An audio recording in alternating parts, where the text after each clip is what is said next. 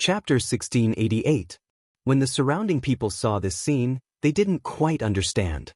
What exactly did the two of them say? In the end, someone said that the teaching assistant had a fever, and as the sister, she must have been worried and couldn't care less about the school hunk's confession. As for the hug, it was easy to explain. After all, the teaching assistant had always cared about his sister. Only Yang, who was standing there, knew what was going on. Yao Yao had rejected him decisively because the reason was obvious. And he knew that even without Jiangzhou, Yao Yao wouldn't have accepted him. He still felt indignant. But what could he do even if he was indignant? Feelings weren't something that could be forced. That was probably the difference between Yang and Jiangzhou. From the start, Jiangzhou had been forceful towards Shui Yao Yao. Perhaps it wasn't appropriate to use such forcefulness on others. But it was just right for Yao Yao. And because of Jiangzhu's forcefulness, there was a continuation of the relationship. In a relationship, the person who was forceful was sometimes the person with the purest and deepest feelings. After Jiangzhu's injection, Shui Yao Yao returned to the dormitory. When they first got together, they weren't as close as everyone thought. Even though Jiangzhou couldn't bear to let her go, he had to send her away. The moment Shui Yao Yao entered the dormitory, Li Tao walked over in confusion. Yao Yao, why didn't you accept Senior? Because we aren't compatible. Shui Yao Yao chuckled lightly as she walked forward. Li Tao scratched her head. I think you and Senior are quite compatible. Besides, the department bell came to you because of Senior. It's really unexpected that you rejected her like that. What's unexpected? The person lying on the upper bunk turned over. Yao Yao said she wasn't interested in the school hunk. Why, Senior is so nice. Li Tao's gaze was low, her voice heavy. Shui Yao Yao glanced up at her. I have someone else in my heart. We had a misunderstanding in the past, but now we are at the stage of reconciliation. Someone else? Li Tao and her roommates exchanged glances, confused. They hadn't seen Yao Yao's messages. Why was there someone else? Shui Yao Yao brought the toiletries over. You will know in the future. I'm going to take a shower first before there's no hot water. There would be no hot water in the dormitory during the designated time. Shui Yao Yao wasn't lying. Someone was still waiting for Li Tao's message. What do you think? Was there any progress? Why did Junior Yao Yao reject our fourth brother? Li Tao replied, Yao Yao said she already has someone in her heart. Damn. No way, I always thought it was just an excuse Yao Yao used to block off the other girls. I didn't think there would really be such a person. Who else in C University could be more popular with girls than 4? I really can't think of anyone. Li Tao replied again, teaching assistant Jiang is more likable. Okay, I know you are Brother Jiang's fans. Brother Jiang definitely knows who it is. After all, they are siblings. After saying this, the man glanced at Lao Si, who was drinking, raised his hand, and dialed a string of numbers. Jiangzhou had just finished dealing with the work that had been transferred over. His thin lips were still a little pale. Brother Jiang, if you and Junior Yao Yao are siblings, you should know everything about her, right? Chapter 1689. Yao Yao and I don't have the same surname, you know that, right? Jiangzhu's voice was indescribably nonchalant. The person on the other end replied, yes, we follow our father's and mother's surnames. We think it's quite fashionable. Fashionable? Jiangzhou laughed softly. We aren't related by blood, that's why our surnames are different. The person on the other end paused. Not related by blood? Yes, Yao Yao and I are re-establishing a family. Jiangzhu's peach blossom eyes lit up. We've known each other for 3 years. Auntie Shui married my dad for less than a year, and Yao Yao has a biological brother who calls me brother. The person on the other end of the line couldn't hold onto his phone. If that's the case. Jiangzhou chuckled lightly. But I do know everything about her, ask whatever you want to. That person thought that although the secret he knew was too big, he was still shocked. But he had to ask what he had to ask. Junior Yao Yao said she has someone else in her heart and rejected Li because of this. Brother Jiang, who is this person? Do you know? Jiangzhu's eyes deepened and he didn't beat around the bush. I know it's me. The person on the other end. There was a moment of silence. His tongue was in a knot. It's you? He wanted to hang up. What should he do? Jiang's voice drifted over again. There was a misunderstanding between us because my dad wanted to marry her mother. I always felt that they got close to us for money and I don't want to be her sister. Before I came, everything had been resolved. Now that I've been legally removed from my father's name, it's legal for me to be with her and I don't have to worry so much. But she's a girl and it's different. I hope that she won't announce this news. If you can keep it to yourself, try not to. There are many people in the school and they don't know what is going on. When the time comes, they will only say that she shouldn't be with me since we are reorganizing our family. The person on the other end of the line didn't know what to do. The impact was too huge. Jiang's smile was low. If it's because of your Li, then there's no need. He's so smart he should already know, so I hope you can keep this a secret.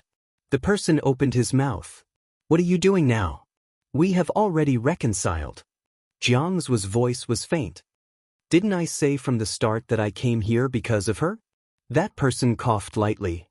Brother Jiang, I'm not a girl, so don't release your charm. When are you guys going to stop like this? Junior Yao Yao is so popular. Won't you feel insecure if you don't publicize it? Moreover, there are more people who like you. It's easy for misunderstandings to arise between the two of you. Break up. This question was a little harsh and realistic. Jiang's clenched his fists, his gaze faint. We'll talk about the rest when her life is stable. That person shook his head. Brother Jiang, I feel that you're quite pitiful now. You have a girlfriend, but you can't go public. You're even worse than us single dogs who don't have a girlfriend. Luckily, if you still have to show off your love to Junior Yao Yao when you're teaching us, then fourth brother really doesn't want to do research anymore. Brother Jiang, to be honest, are you worried that someone will confess to Junior Yao Yao every day? Jiang's paused. Nietzsche. That person didn't expect him to admit it so directly. Then he smiled faintly. I'm not just afraid of that. Chapter 1690. She's only a freshman. We can talk about this when people aren't so curious about her. Curious? Your school hunk confessed downstairs. Everyone would be curious about her. Why did he hear jealousy in that sentence? Jiang's voice was still calm. In the future, focus on your development. If fourth brother has any matters, get him to look for me or her in private. Ordinary girls might not have to worry about curiosity, but Yao Yao is different. Besides, people who don't know the truth will talk about her, so I hope that you can keep it a secret. That's not a problem. When that person heard this, he finally understood that Brother Jiang's feelings were indeed deeper than their fourth brother's. As for fourth brother, they should just drink together. In this state, it wasn't as if he didn't have the chance to snatch Junior Yao Yao over. Anyway, Brother Jiang wouldn't make it public. Just like that. It lasted for 2 weeks. The two of them tried to be together. He was really trying to do it. Jiang's would send a bunch of things to the dormitory just like before. But Shui Yao Yao's state of mind had changed. She would look at the things and smile, then distribute them to her roommates.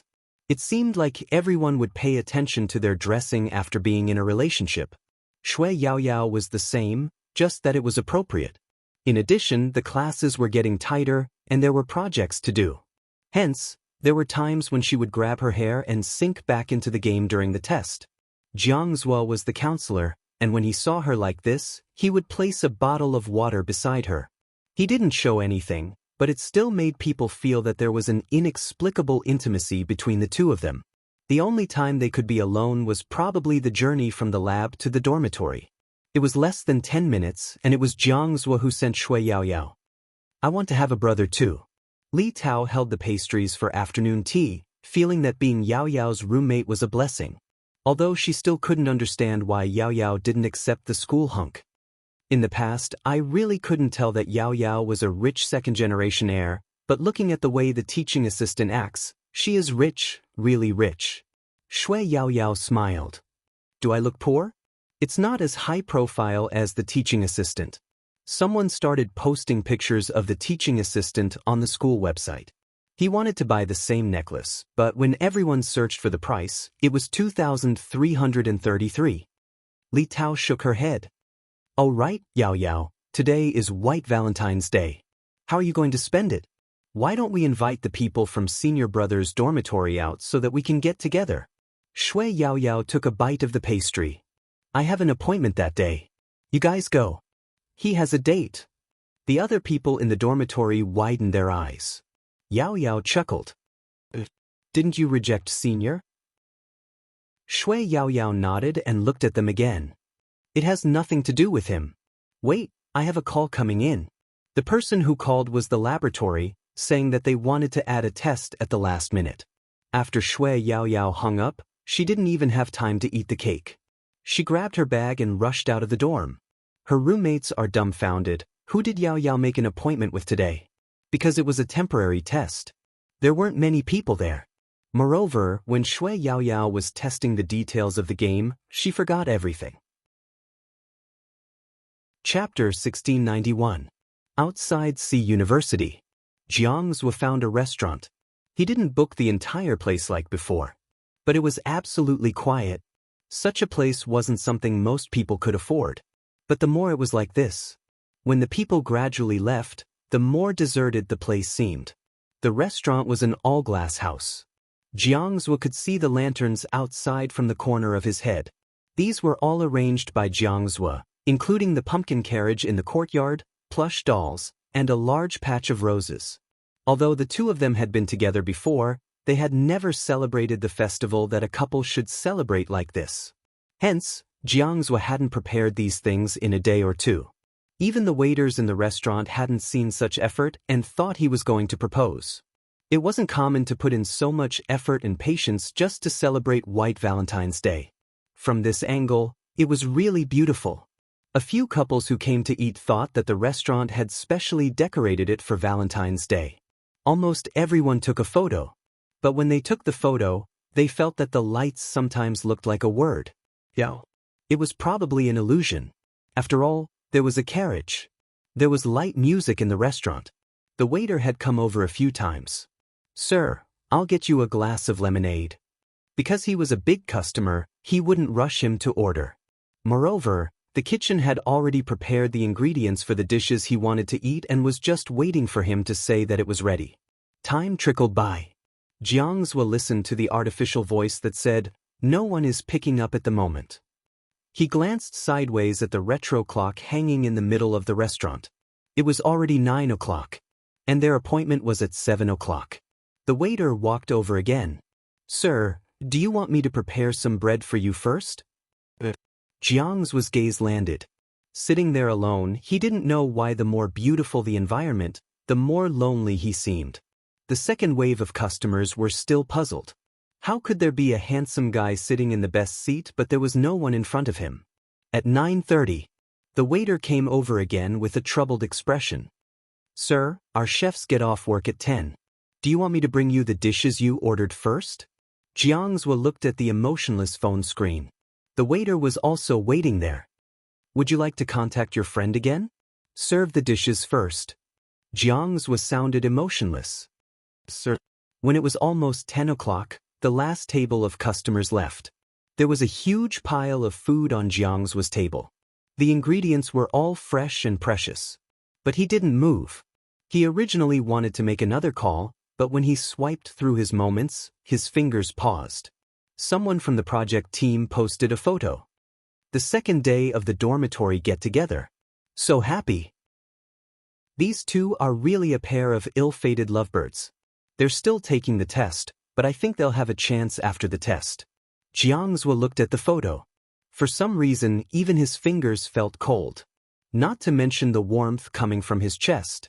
He did not wait any longer.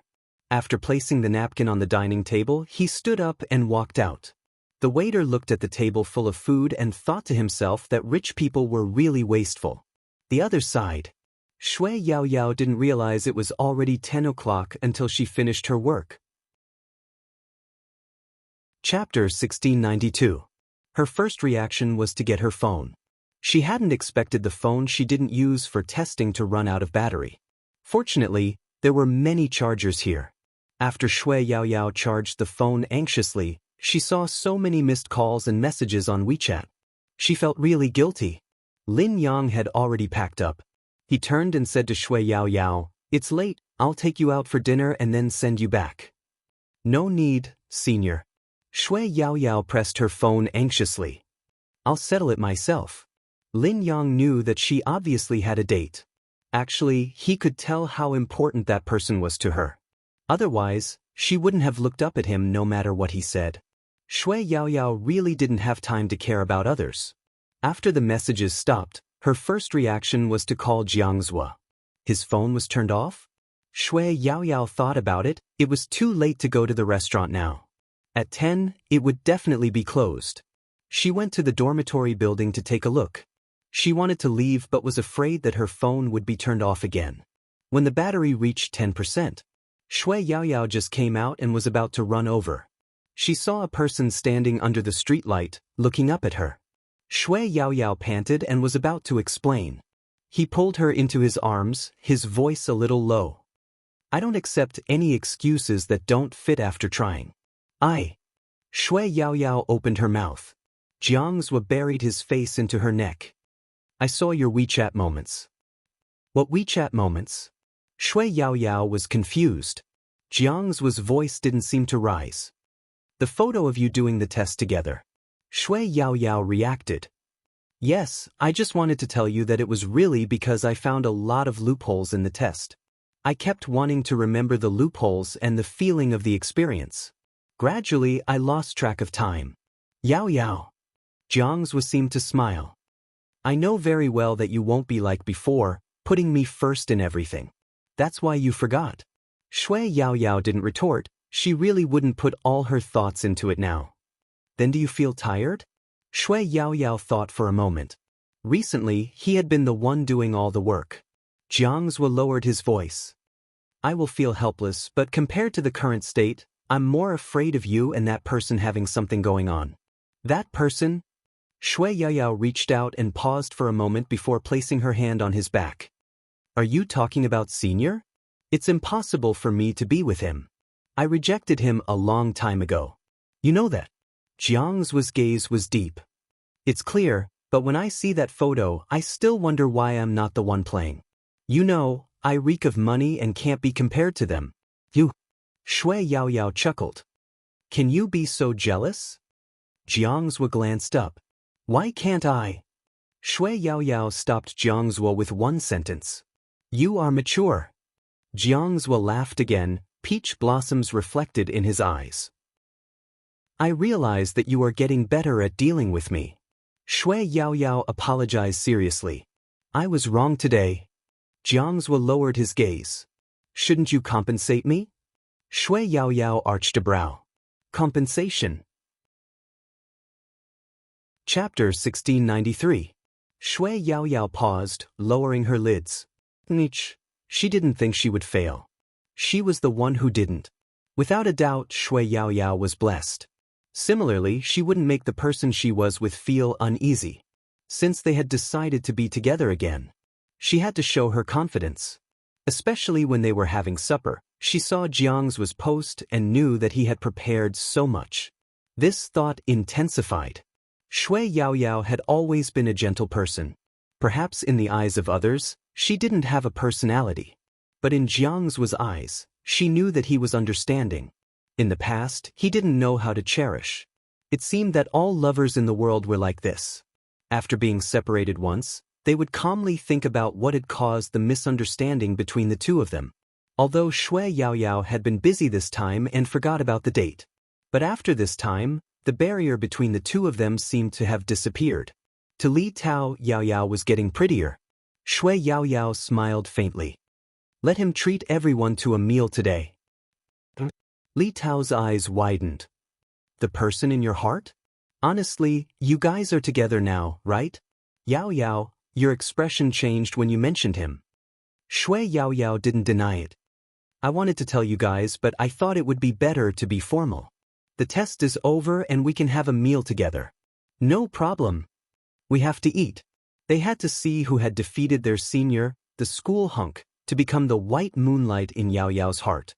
Shui Yao Yao felt that she had to tell Jiang Zhua first. She made a call.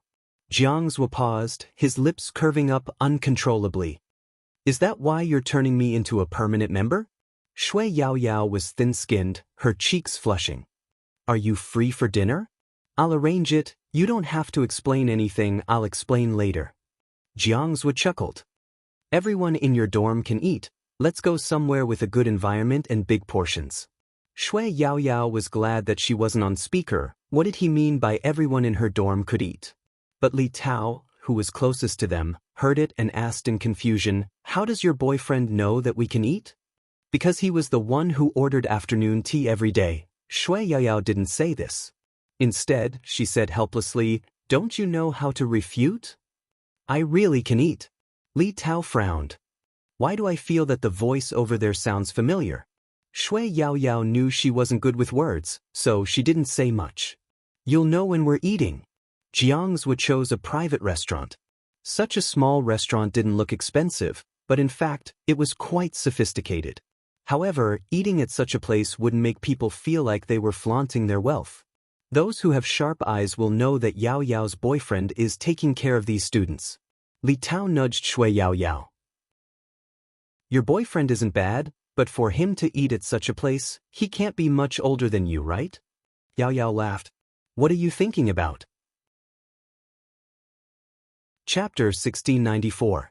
Shui Yao Yao was about to speak. The waiter said, we're here. It was a private room by the window.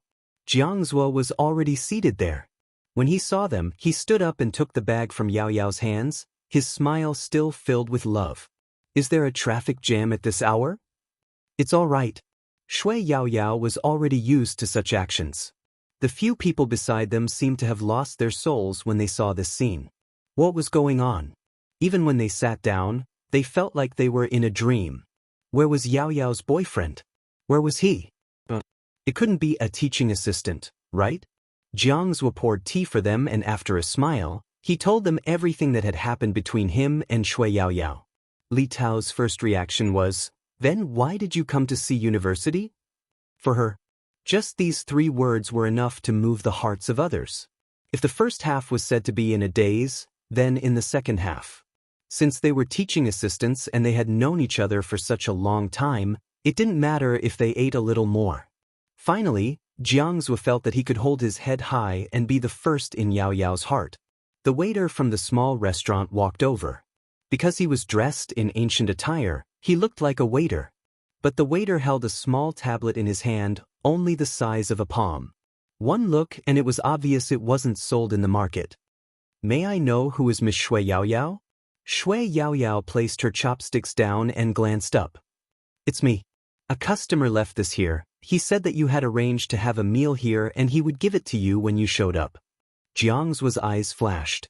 He even knew where they were having their meal. Could he be a scammer? Li Tao's worry wasn't without reason. Shui Yao Yao wouldn't believe everything until she took the tablet and saw the logo. Her eyes seemed to tremble. This was the Supreme Alliance's team logo. Shui Yao Yao's fingers moved slightly, opening the page. A line of words entered her eyes. It was this line of words that made Shui Yao Yao cover her mouth with her hand. Her eyes even reddened. But very quickly she suppressed the emotions. When he raised his head again, his eyes seemed to be able to burn something. Jiangzhu didn't need to look to know who sent it. Spade Z. However, there were some deviations in the contents. When he saw the tablet page, he was also stunned. Li Tao and the others didn't know what was written on it. They only felt that Yao Yao was exuding an indescribable happiness from inside out. At this time, in Waterfront City not far from C University, after the 3 gods of Xiangnan retired, they recruited a lot of new people. One of them took a very interesting path. Some students were very excited. Even when they were eating, they kept saying, I feel that she is really like my Almighty Z. She is so handsome. Almighty T is Almighty T. Don't say that every handsome guy is like Spade Z. Even though I like Spade Z, I can't stand it. Ever since Supreme Alliance disbanded, Spade fans probably wouldn't come out anymore. Just because I dyed my hair silver, called Spade T, and was hailed as the light of the future, I have to be messed with?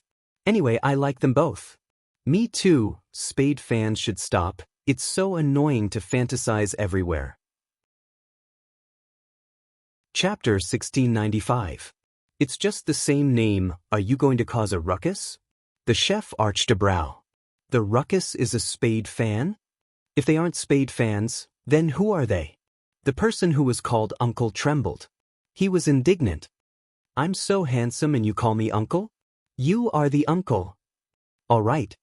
He took a deep breath. Come, let's analyze it. The Spade tea, right? It isn't a big deal to have the same name, it's normal to bump into each other. Let me explain, under normal circumstances, we should resolve the matter. After all, Supreme Alliance has been disbanded and Spade Z hasn't appeared for 3 months. Why do we have to bring up Spade fans? As far as I know, a lot of Spade Z's fans have quietened down following Spade Z's retirement. Alright, your almighty tea is very popular, so popular that you can gather this group of people. Then let me ask you, do you have to disguise as a man to compete nowadays? Do you have to use the same name? All of these are fine, it isn't a problem since there are businesses involved and no one can say anything, right? The latter part was hilarious. Your almighty tea, the light of the future, hasn't even heard of Spade Z? Each, such a beautiful move, I'm impressed. What do you mean? The few girls glanced at each other. Is there something wrong with this uncle? The fat chef pointed at himself. Something wrong with me? Something wrong with me? Anyway, we Spade fans know that we are in the wrong this time. I like tea too, they all have their own specialties, alright? If uncle doesn't understand, then don't say it. He didn't understand? What didn't the world most handsome understand? He was from Xiangnan too. Ever since the moment he came out. Both he and his captain understood. Xiangnan was no longer the Xiangnan of the past.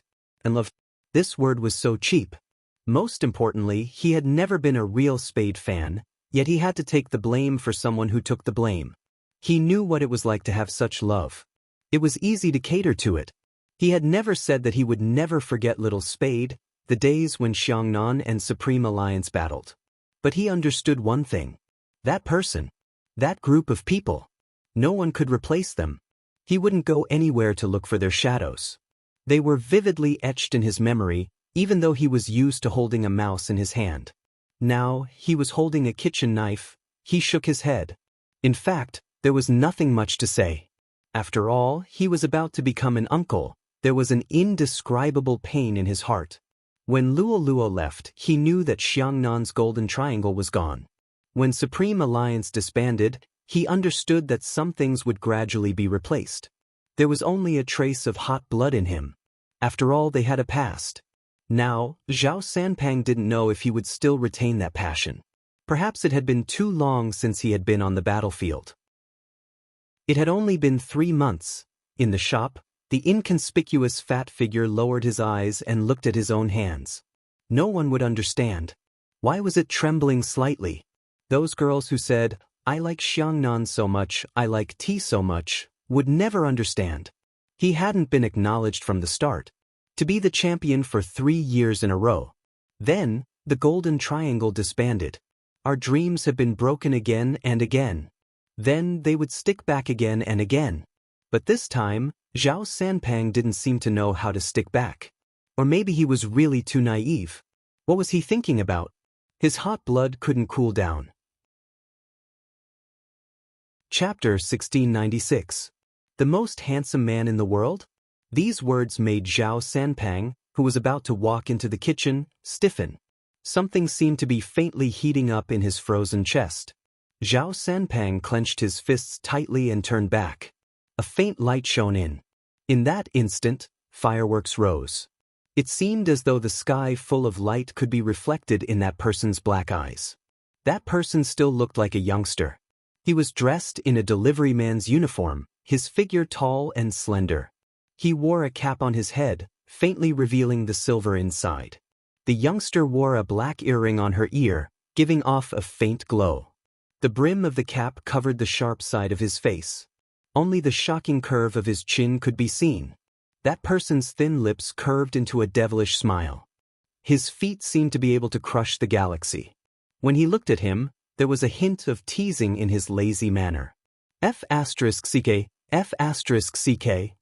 That was Zhao Sanpang's first reaction. He was so agitated that he removed his mask, forgetting that there was someone beside him. Little Spade. Why are you here?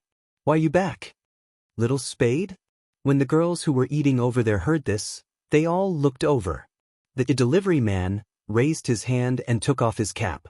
His silver hair fell, shattering like light. The youngster pushed her silver hair to the back of her head, revealing a perfect face that was like a devil's. Her eyes were extremely beautiful. Just like before, it was full of disguise. I wanted to deliver a package in silence, but since you're so handsome, I couldn't help but show myself. Bojio smiled slightly. She stuffed her left hand into her trouser pocket and held a small wooden box in her right hand. She looked just like a devil in a manga. The girls were in a daze. Everything seemed to have been slowed down. Spade Z? Was it really Spade Z? Bojio didn't look at them. She walked slowly towards Zhao Sanpang and arched a brow. Almighty fatty, aren't you going to see what I sent? Wait a minute. Zhao Sanpang glanced behind her. It definitely isn't just you. Where's my nemesis, scheming Qin and shameless Qin? Where is he? Bojio seemed to be having a headache. Recently, he has been giving me the cold shoulder. A single person like you wouldn't be troubled like me. Zhao Sanpang. I'm asking you where he is, not asking you to prick my heart. I really want to throw him out now. But I didn't come alone. Bojio turned sideways. A person carrying a small school bag walked in with a pile of food in her hands. These were all bought by her master along the way. This made the little girl want to sigh. But because that face was so beautiful, there was no emotion at all. Therefore, it only made people feel that the contrast was cute. Little Poker Face is here too. Zhao Sanpang went up and wanted to pat Little Bei's head. One must know that he really liked Little Bei. Bojio blocked him. Almighty fatty, this is my disciple.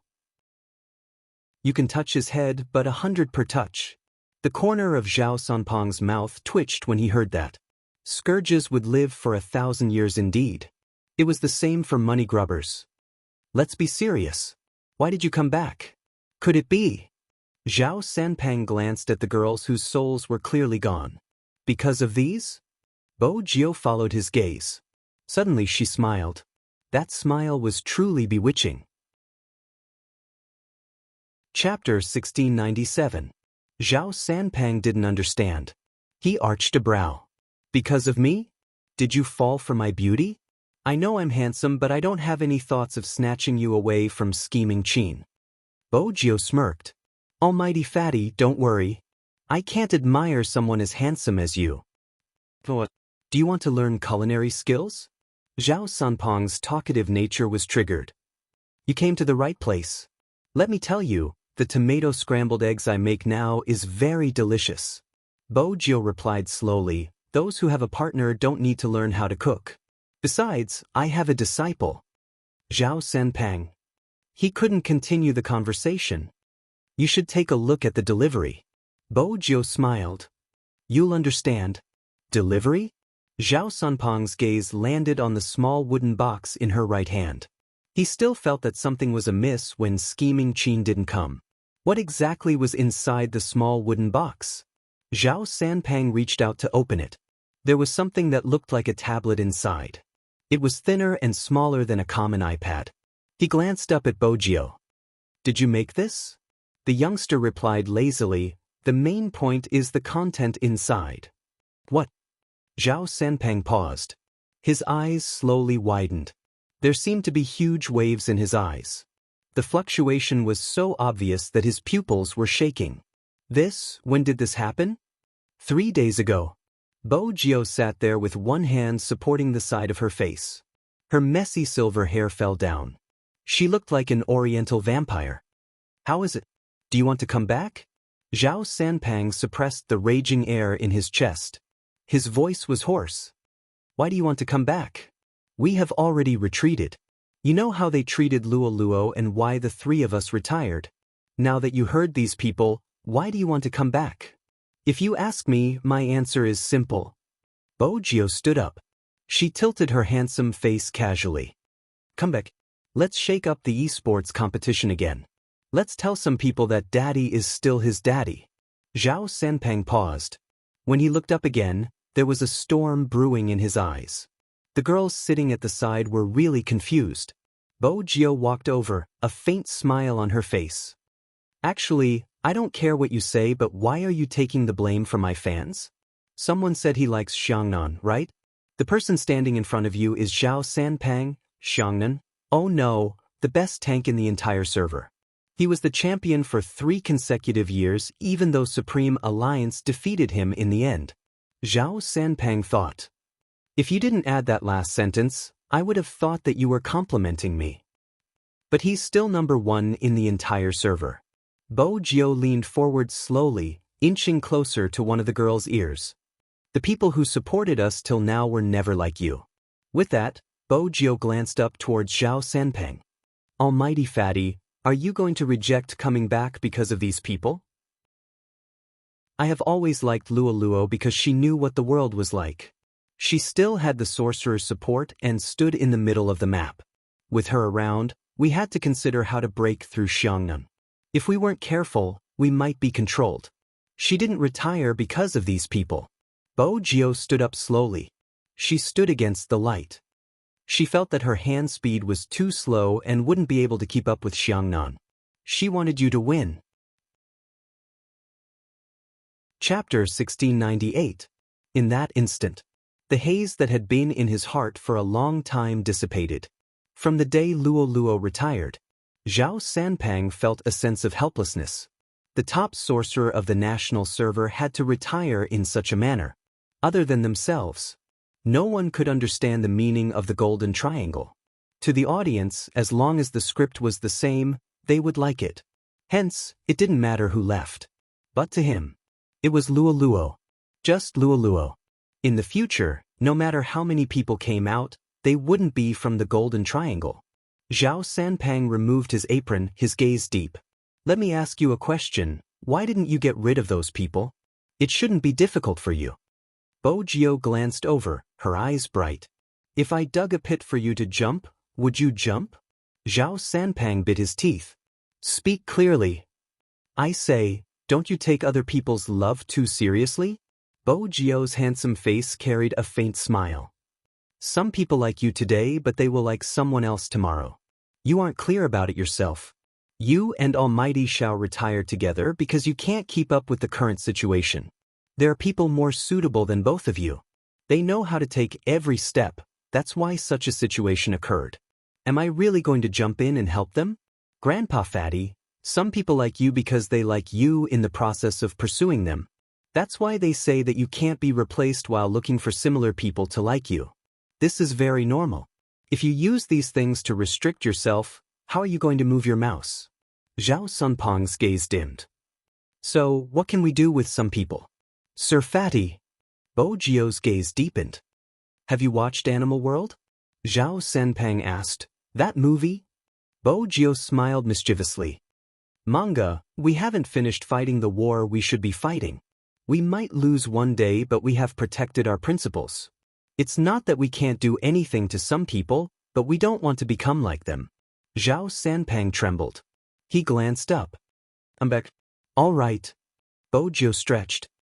I finally completed my mission. It was a job to train my eloquence. Zhao Sanpeng asked, do you need to train your eloquence? Why are you the one looking for me? Where's Scheming Qin? This should be his responsibility. Isn't it the same if I do it and he does it? Bo Jio replied lazily. He's mine anyway. Zhao Sanpeng chuckled. So what about him? Bo Jio tapped the tablet in his palm. Of course it's with someone else. Afternoon Rivertone. Kachakat. The rhythmic sound of the keyboard echoed in the air. It was the same in any internet cafe. There was a faint smell of smoke. There was also the smell of instant noodles. From time to time he would shout, Dragon, dragon, dragon. They're fighting dragons. The network administrators who passed by were all shocked. Playing around again? I really have to be more wretched. Manager, here's a bottle of Coke for free. Wait a minute. The manager was a newcomer.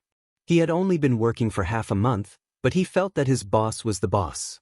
He didn't look like the boss of an internet cafe. sitting at the bar, his smiling eyes, but in the next second, let you feel a different sense of oppression. Boss isn't back yet, call me acting boss. The manager coughed. Acting boss, there seems to be a lot of people playing hero online recently. Why is that? But Rao Rong's fingers stilled. Chapter 1699. Rao Rong was about to speak. Just then there was the sound of the door opening. The manager turned to look. A person walked in. The man was wearing a dark trench coat with a pure white shirt inside, giving off a cold and noble vibe.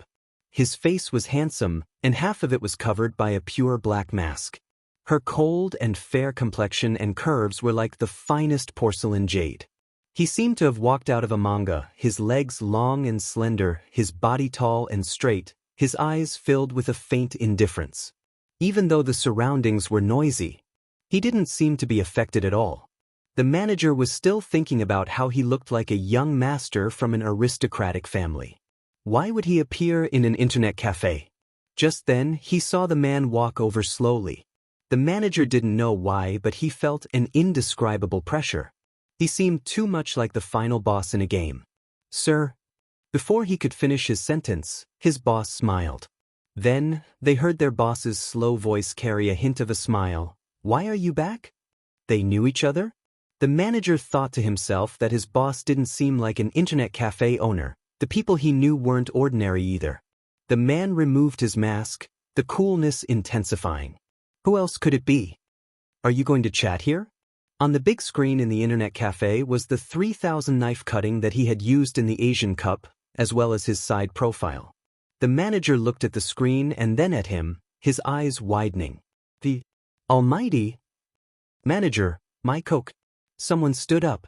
However, the network administrator felt like he was dreaming. The hand holding the iced Coke didn't seem like his own, knocking against the table leg twice. When he came back, there was no one at the bar counter. Even their boss was gone. What was going on? He really saw Almighty Chin just now. He lowered his head and started to post on WeChat. I had a dream. I saw Almighty Chin in an internet cafe. F***ck, he's so handsome in real life. Very quickly someone replied, Bro, you were dreaming, that's impossible. Actually, it wasn't impossible, but the specific information about this internet cafe was only known to the fans of Supreme Alliance. After that, they said the manager had changed and no one had specially looked for it. But they weren't sure. It was Rao Rong. He was one of the 3 captains back then, the best team controller in the country. At the same time, Xiao family. Everyone was beaming with joy. Young master, wait with young madam. Madam and the rest are upstairs. They will come down after some preparation. Okay. Xiao Jing sat down with them. Luo's face heated up. Young madam, it had been 3 months. When Luo knew she was going to meet her captain's parents, she felt a little nervous. After all, her family values were really related to knowledge. Whenever she was nervous, she would say to Xiao Jing, It's all my fault for not studying hard before. Xiao Jing glanced at her, pulled her over, and lowered his head to kiss her. They're already very happy that I'm not gay. Xiao Jing was probably the only person who would use this excuse to comfort his wife. Luo smiled beautifully. Does uncle and auntie suspect that you're gay? Chapter 1700. Qin Jing couple? Luo couldn't help but laugh. Both of you are very popular. I almost became a fan of both of you. Uncle and auntie have a different way of educating people. It's probably because all your attention was on Qin Mo at that time. Xiao Jing glanced sideways. I'm just studying my opponent. Is it that funny? A little. Luo always said whatever was on her mind in front of him. Her eyes were bright and her teeth were white. What else did uncle and auntie do because of this? Xiao Jing's hand didn't leave Luo's hair. He continued to tangle with it. You asked me indirectly how big of a place Qin Mo occupies in my heart. When Luo heard this, she laughed so hard that her shoulders trembled. He does look a little gay. He should record it and send it to Jiao. Xiao Jing looked at the person beside him. When he got closer, he said in a low voice, Let's test it tonight. Test? Luo didn't understand. Her smile was filled with confusion. Xiao Jing's lips fell on her hair. Let's test whether I'm straight or straight on you. In an instant, Luo felt as though she was scalded. His heart trembled slightly. His face was slightly hot. Xiao Jing looked at her blushing face and smiled. It should be fine after meeting your parents. Why was he asking her such a question? Luo wanted to get up. However, he grabbed her wrist. What are you going to do? Drink some water. Luo's eyes moved away slightly. She didn't look at that face. This was simply against the rules. He clearly knew that she had no resistance against him. Xiao Jing chuckled. Here's my teacup. Luo took it. She wanted to divert her thoughts by drinking tea. Xiao Jing narrowed his eyes. I don't want to ask anymore. What else did my parents say? What else did he say? As long as it wasn't a topic of conversation, everything would be fine. Xiao Jing's voice was indifferent. Although Qin Mo is handsome, he already has a girlfriend. Let me be mentally prepared. Luo wanted to laugh again. At this moment, a voice came from the other side. Xiao Jing, what nonsense are you saying to Luo? It was Mother Xiao. Knowing that her son was going to bring his girlfriend, she was overjoyed. The Xiao family was indeed engaged in scientific research. Other than medical research, there were also some things that could be used by the military. They were all in the courtyard. This time, his son returned to the main family. They were worried that he had come back because of Qin Feng. One had to know that the last time her son came back, he said that he was investigating something for Qin Brat. Luo's appearance was like a savior. From the moment Xiao Tang's mother sat down, she started to say that her son was boring, and that he didn't know what romance was. He asked Luo to be more tolerant and even said that they were teammates. Then I would be at ease. He liked to play games. He said a lot. Luo knew very well that this situation happened because of a certain someone's previous topic. Mrs. Xiao had thought about letting her son marry someone from the system in the future. The professors had told her that the girls who did experiments with Xiao Jing were all very good. He was just shocked by his son's reaction. Every time he said, "Not interested." No one was interested in telling him. Apart from that brat from the Qin clan, who could make him say a few more words. Nothing else would work. Mrs. Xiao was really worried. Now, she looked at Luo's face. No wonder he didn't like the girls I introduced to him. Chapter 1701. Madam, it's a delivery. Delivery? Madam Xiao furrowed her brows. She had never called for a delivery and never bought anything online. Why would there be a delivery? Did you send it to the wrong place? Madam Xiao stood up. The delivery man said from the door, Mr. Qin asked me to send it here. I am from a company that runs errands. He has something for Mr. Xiao Jing. Qin? Madam Xiao looked towards her son. Why did Qin appear again? Was Luo his son too? Xiao Jing knew what his mother was thinking. Luo and I aren't fake. I won't use her as a shield.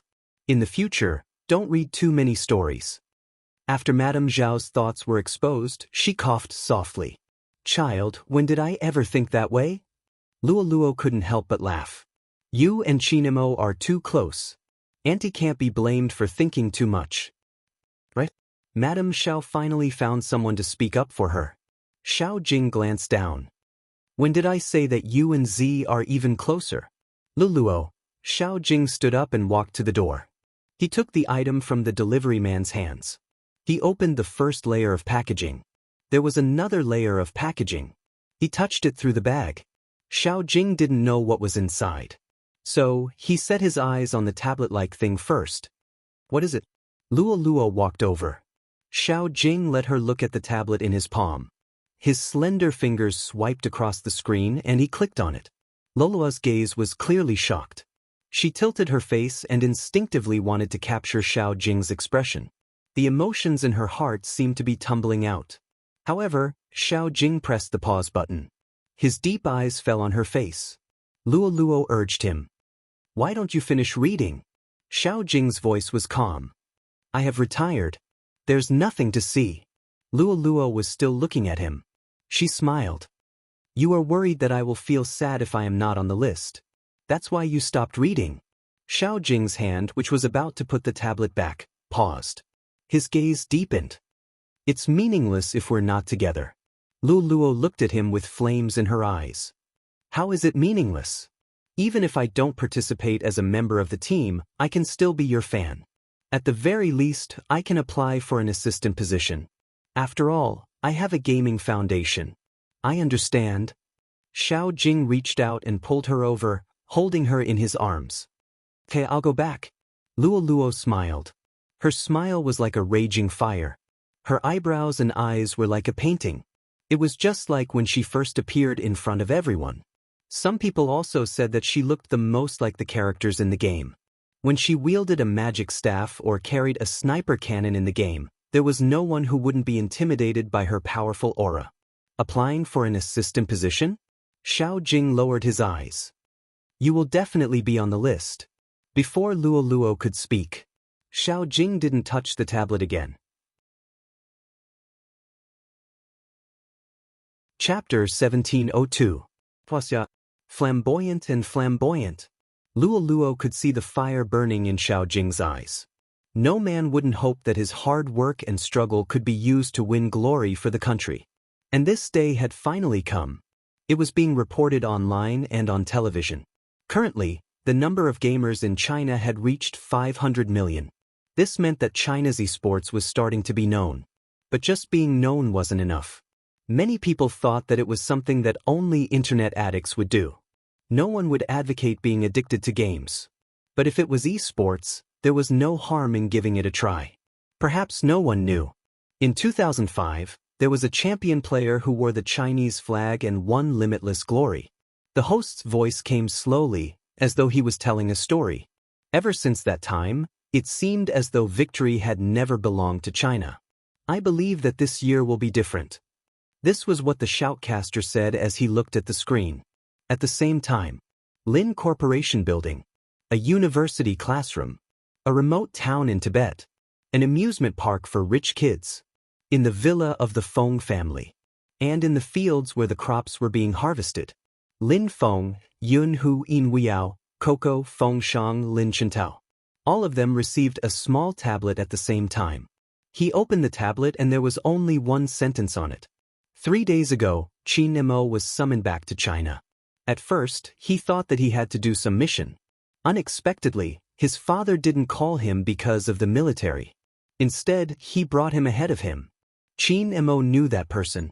He glanced sideways and only gave him 3 words. I won't rebuild. Before the person could finish his words, he was stopped. After making a phone call, he said, I won't rebuild. Mr. Qin Nemo, are you willing to come back and form a Chinese team?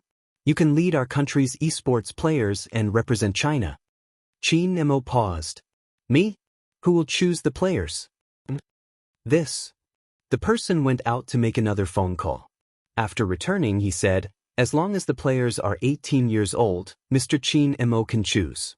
We have a list here. Qin Nemo stood up. I'm not interested in the list you provided. In the esports battlefield, cooperation and winning are the most important. What do you think? Of course. But that person still wanted to recommend some fresh blood. These 2 are not bad. Do you want to take a look, Mr. Qin? Qin Nemo raised his eyebrows and scanned the paper in his hand.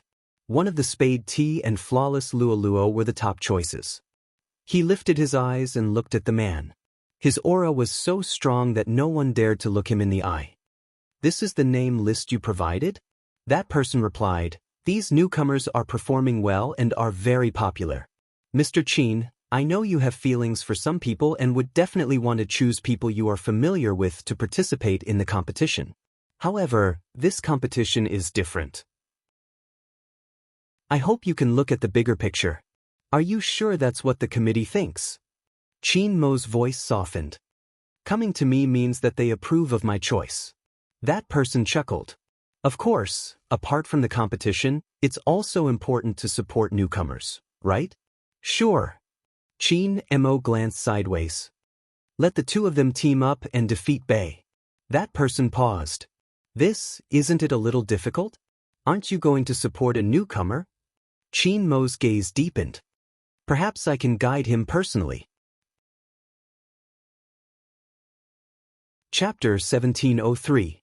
Chin Mo glanced over. The curve of his chin was still beautiful. What is this? That person smiled. These two people are inexperienced, but they have potential. When they get used to it, we will let them fight with Mr. Chin Mo, sure. Chin Mo stuffed a hand into his trouser pocket and walked over. Tell the committee that we can talk about the competition when you are fired. That person's face stiffened. Mr. Chin Mo, are you determined to suppress the newcomers? Suppress? Chin Mo glanced down and suddenly laughed. There was a layer of coldness in his eyes. I hate people like you who tamper with things but still act righteously. That person changed his words quickly. Mr. Chin Mo, indeed, if my suggestion doesn't agree with you, you can choose not to accept it, but you don't have to say that. After all, I like you guys very much. Chin Mo stuffed a hand into his pocket and said faintly, Oh? If you like me, then it's easy. Get lost and I will be back. That person immediately flicked his sleeves and left. He made a phone call as he walked, saying that Chin Mo wasn't willing to fight. He was too arrogant and he couldn't persuade him. Chin Mo's expression didn't change as he listened. After a few minutes, that person was dragged back. Chin Mo adjusted his sleeves and looked at him. His gaze was faint but cold. That person wanted to jump up. Chin Mo walked in front of him, holding his phone in his right hand. He made a call in front of that person. That person's face turned pale when he saw the number he dialed. Mr. Chin Mo, hello. Chin Mo didn't bother with him, his voice calm. Mr. Zhang, it's me. I heard from Mr. Yang that you aren't willing to fight. Is there something you haven't resolved? The voice was still regretful. Chin Mo's gaze landed on that person's forehead, watching his unconscious uneasiness. His emotions didn't change. Mr. Yang introduced two newcomers to me. After listening to them, I decided to find them to fight first. According to Mr. Yang, the old people are no longer able to make it and it's time to add in new blood. Otherwise, the old people will be attacking the newcomers. Once Mr. Zhang heard this, he knew that his subordinates had messed things up. Why did they look for Chin Mo? Did Mr. Yang understand? Other than him, no one else could carry the banner of China's esports. Chin Mo was the only one who could bring them back. Why are you stuffing people in at this critical juncture? President Zhang did know what was going on. It was normal for the clubs and teams to want to surpass Supreme Alliance. It was impossible to remain the same. But this kind of thing could be done normally. This was a huge competition. Did Director Yang not know? President Zhang took a deep breath and said, When he comes back, I will get him to hand in his resignation. Of course I have to hand in my resignation. Chin Mo's voice didn't change. But I thought about it. Miss Yang is right about one thing.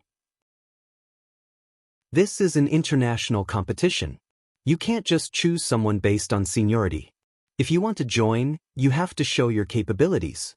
Since Miss Yang thinks that we seniors are suppressing the newcomers, I'm afraid some of their fans are the same. When Head Yang heard this, he didn't understand. Was he speaking up for him? President Zhang frowned.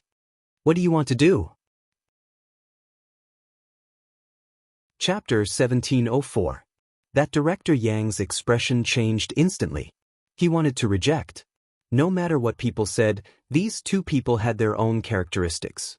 They were the future of esports and had nothing to do with Spade Z and Luoluo. They just had similar names and used the same trick. But Director Yang knew that those who watched their competition knew that Spade Z and Luoluo were in it. Since so many people liked Spade Z, there must be something good about her. On the other hand, Luoluo had a topic to talk about. He had chosen these two people because they were smart and had found each other's characteristics. Many people thought that it wasn't smart for them to say, We don't know Spade Z and Luoluo. Spade Z and Lola's fans, please leave. But in reality, it was smart. It didn't matter if Spade Z and Luoluo's fans went or not. Once these words were said, they would be bound. They would be bound to Spade Z and Luoluo so naturally, they would be popular. Moreover, everyone would think that Spade Z and Luoluo's fans were jumping around. To put it bluntly, it was just one sentence.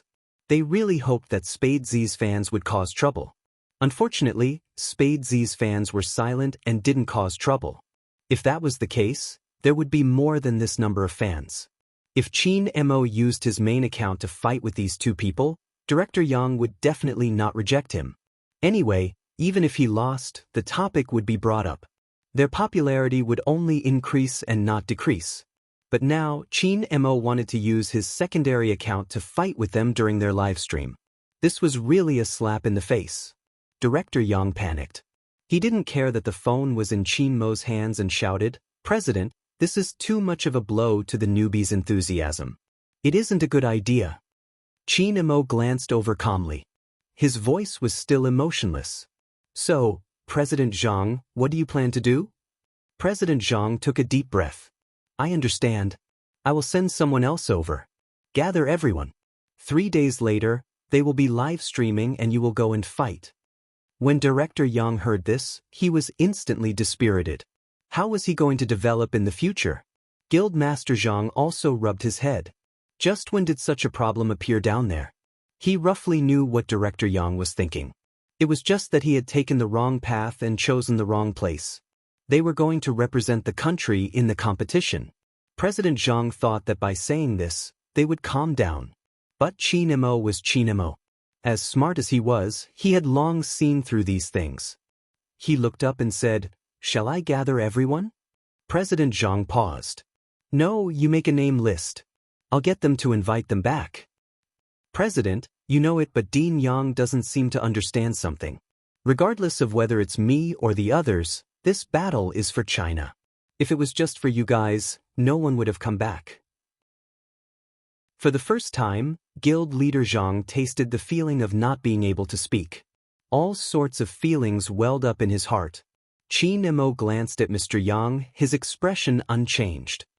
"You should be glad that we have China as an excuse this time. Otherwise, I would have chased someone like you out." Mr. Yang only felt angry. However, President Zhang, who was on the other end of the phone, felt a chill run down his spine when he heard the commotion on the other end. He knew that Qin Mo wasn't just talking to Mr. Yang, but to him as well. For the country, they would definitely go to war. But don't even think about doing anything here. Chapter 1705. Now, 3 days had passed. Everyone had received their own summons. Qin Mo brought Rao Rong out of the internet cafe. They didn't go anywhere. After boarding the car, Qin Mo tossed Rao Rong a uniform. "Follow me to a game." Rao Rong arched a brow. "Personally?" Qin Mo replied faintly, "Hinch." Rao Rong was surprised. "Who would make you fight personally?" "Flies." Qin Mo glanced over. "Clean them up before everyone comes back." Rao Rong. He was wrong.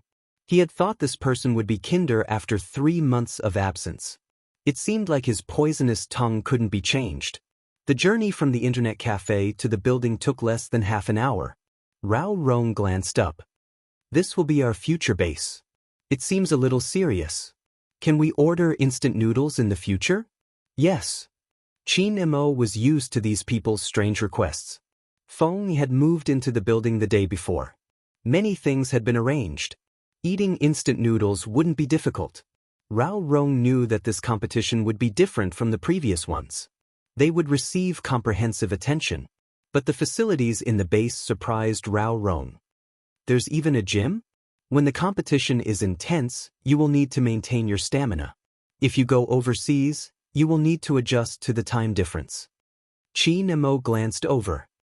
In the future, your fitness and resistance will be monitored. Rao Rong chuckled lightly. Not bad. Qin Mo glanced at him. He didn't mention the other conditions. They weren't officially registered yet.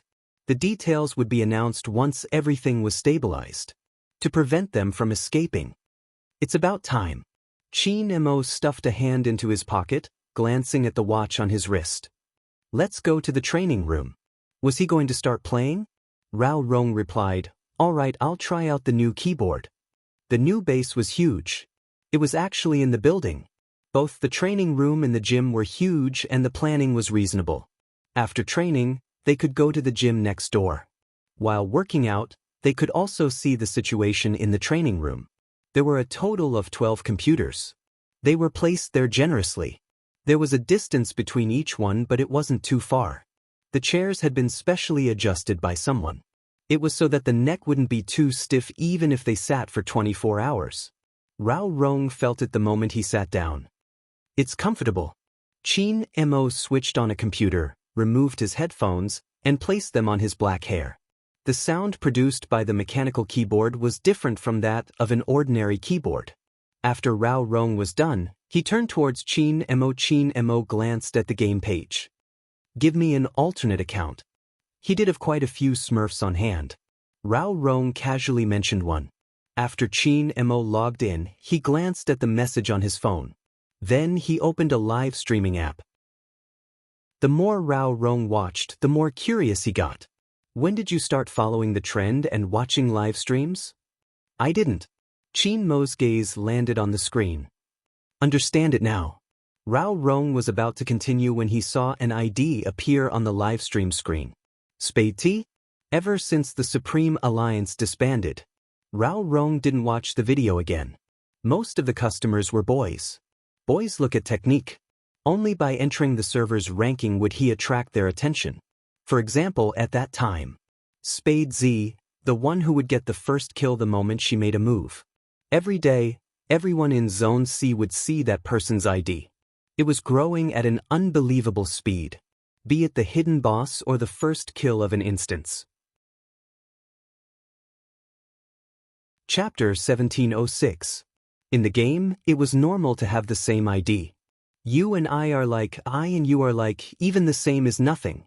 Some fans would even imitate their idols to express their love. When he used to play games, he had met someone called Rao Rong. These were all very common. Therefore, for the sake of a game ID, Chin Mo would never participate in this competition. Rao Rong glanced over. Just as he was about to continue looking, he caught another ID, Flawless Luoluo. The word, flawless, was deliberately weakened, as though it didn't exist. Of course, this was not the main point. The key was still the fighting style of those two. For example, Spade T had chosen Spade Z's best assassin back then.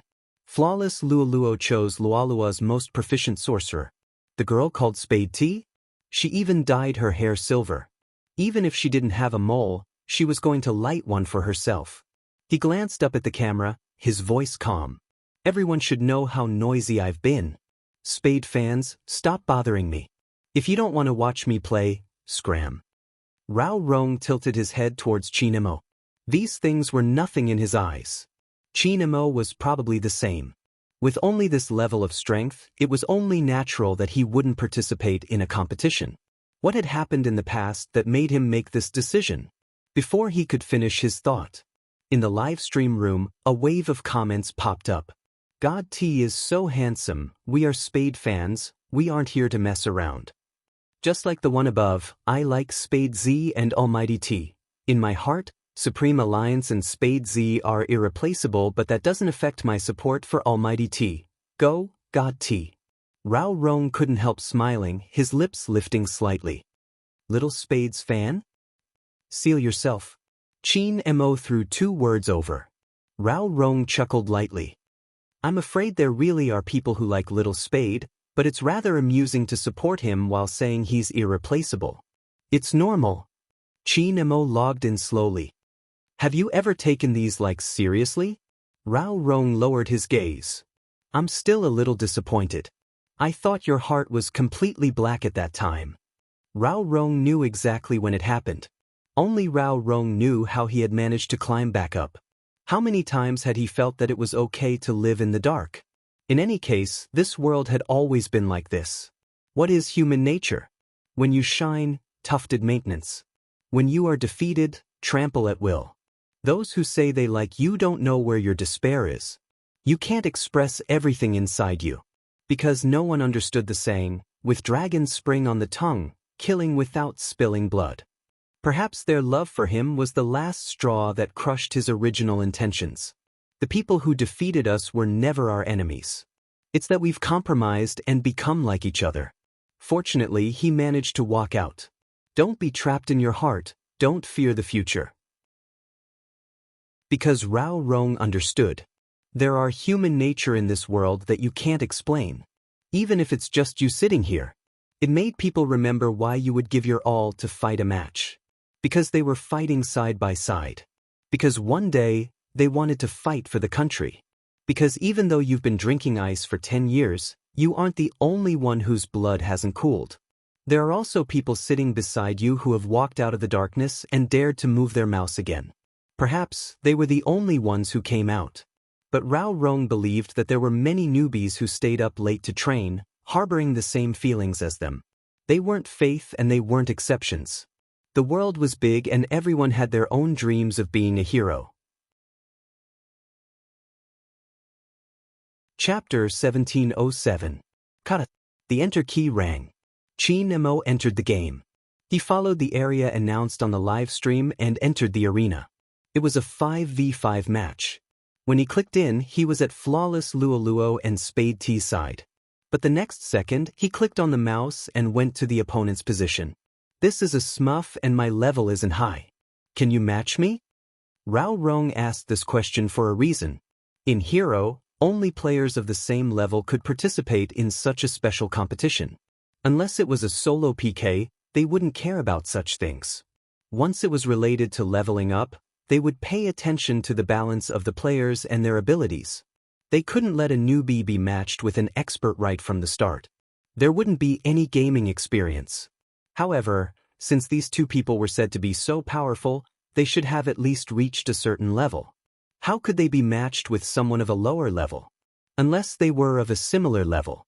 As expected, Rao Rong took a closer look at their levels and wanted to laugh. No wonder their winning rate is so high. At this level, Little Spade can easily kill 5. Not necessarily, Chin Mo replied faintly. Rao Rong arched a brow. Not necessarily? If the teammate is an actor, he might not be able to kill 5. Chin Mo ignored the teammate who kept asking him to change his hero. This hero could only be used against Spade T. He pressed the confirm button. Rao Rong fell silent, glancing up at the ceiling. Even the results are acted out. But at this level, there isn't a need to act. It can only be explained from the side. Chin Mo paused. Rao Rong replied, Eh? It was a casual word. Rao Rong, all right, but why can't anyone tell that there are actors? Chin Mo thought about it, waiting to enter the game since there wasn't much to do. They are probably like you, they didn't expect that such a level of competition would require actors. Also, they really can't tell. After all, they are Geo's fans, how would they know such basic techniques?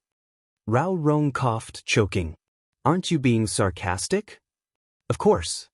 Chin Mo screwed the bottle cap back on. If they are her fans, how would they not know techniques? Rao Rong thought to himself, a man with a wife is scary. Chin Mo was even scarier when he had a wife. The people in the live broadcast room did not expect what would happen next. Just like before, Spade T went to the opposite wilderness the moment the game started. Together with flawless Luoluo, they came aggressively. The bullet screen was filled with, so handsome, my Spade T is so handsome. Before entering the competition, Chin Mo turned off the live stream. Rao Rong found it interesting.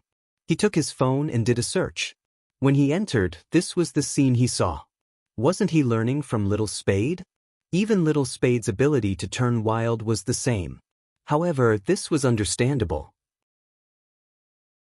Carnivorous junglers like to take the initiative to attack. Many contestants also had this characteristic. It was also common for players to have a mana counter at the start of the game. It was probably because of Spade T's performance. As she walked, she typed, "Your wilderness is my home." Rao Rong wanted to laugh. Which capable assassin would show off his abilities like this? Yes, except for Little Spade. She would. That was because of her nature, dark to the core, unrestrained, flamboyant and hateful.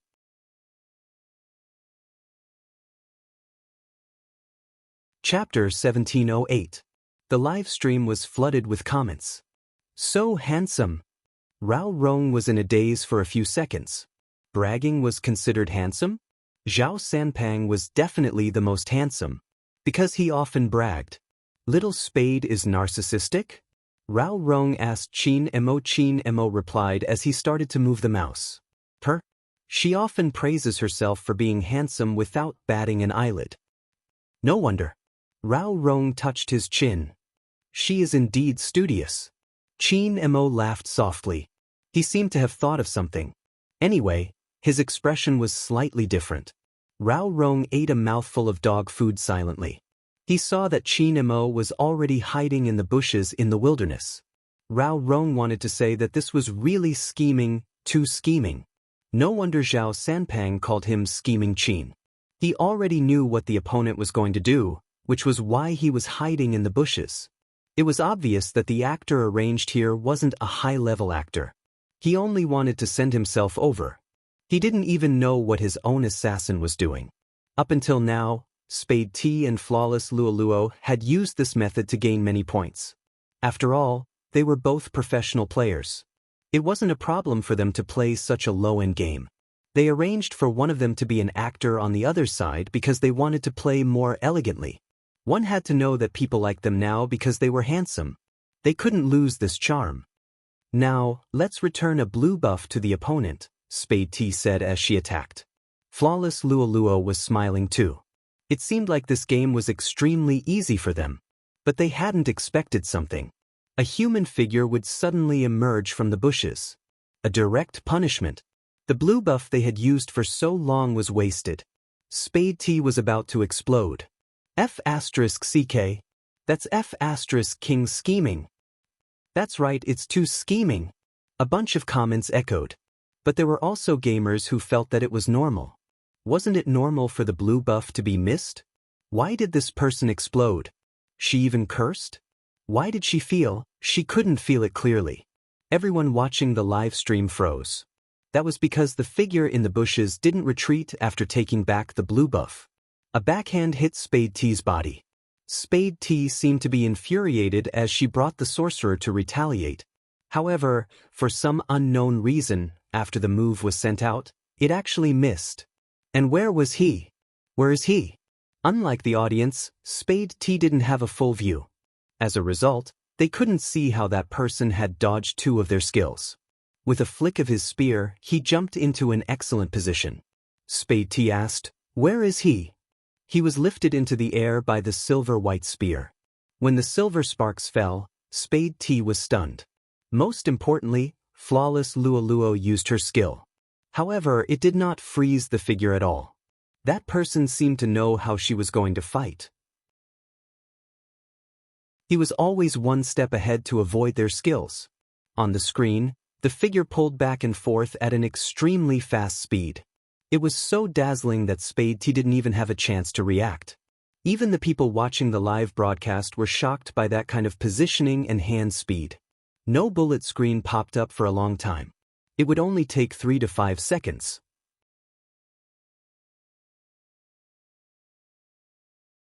Chapter 1709.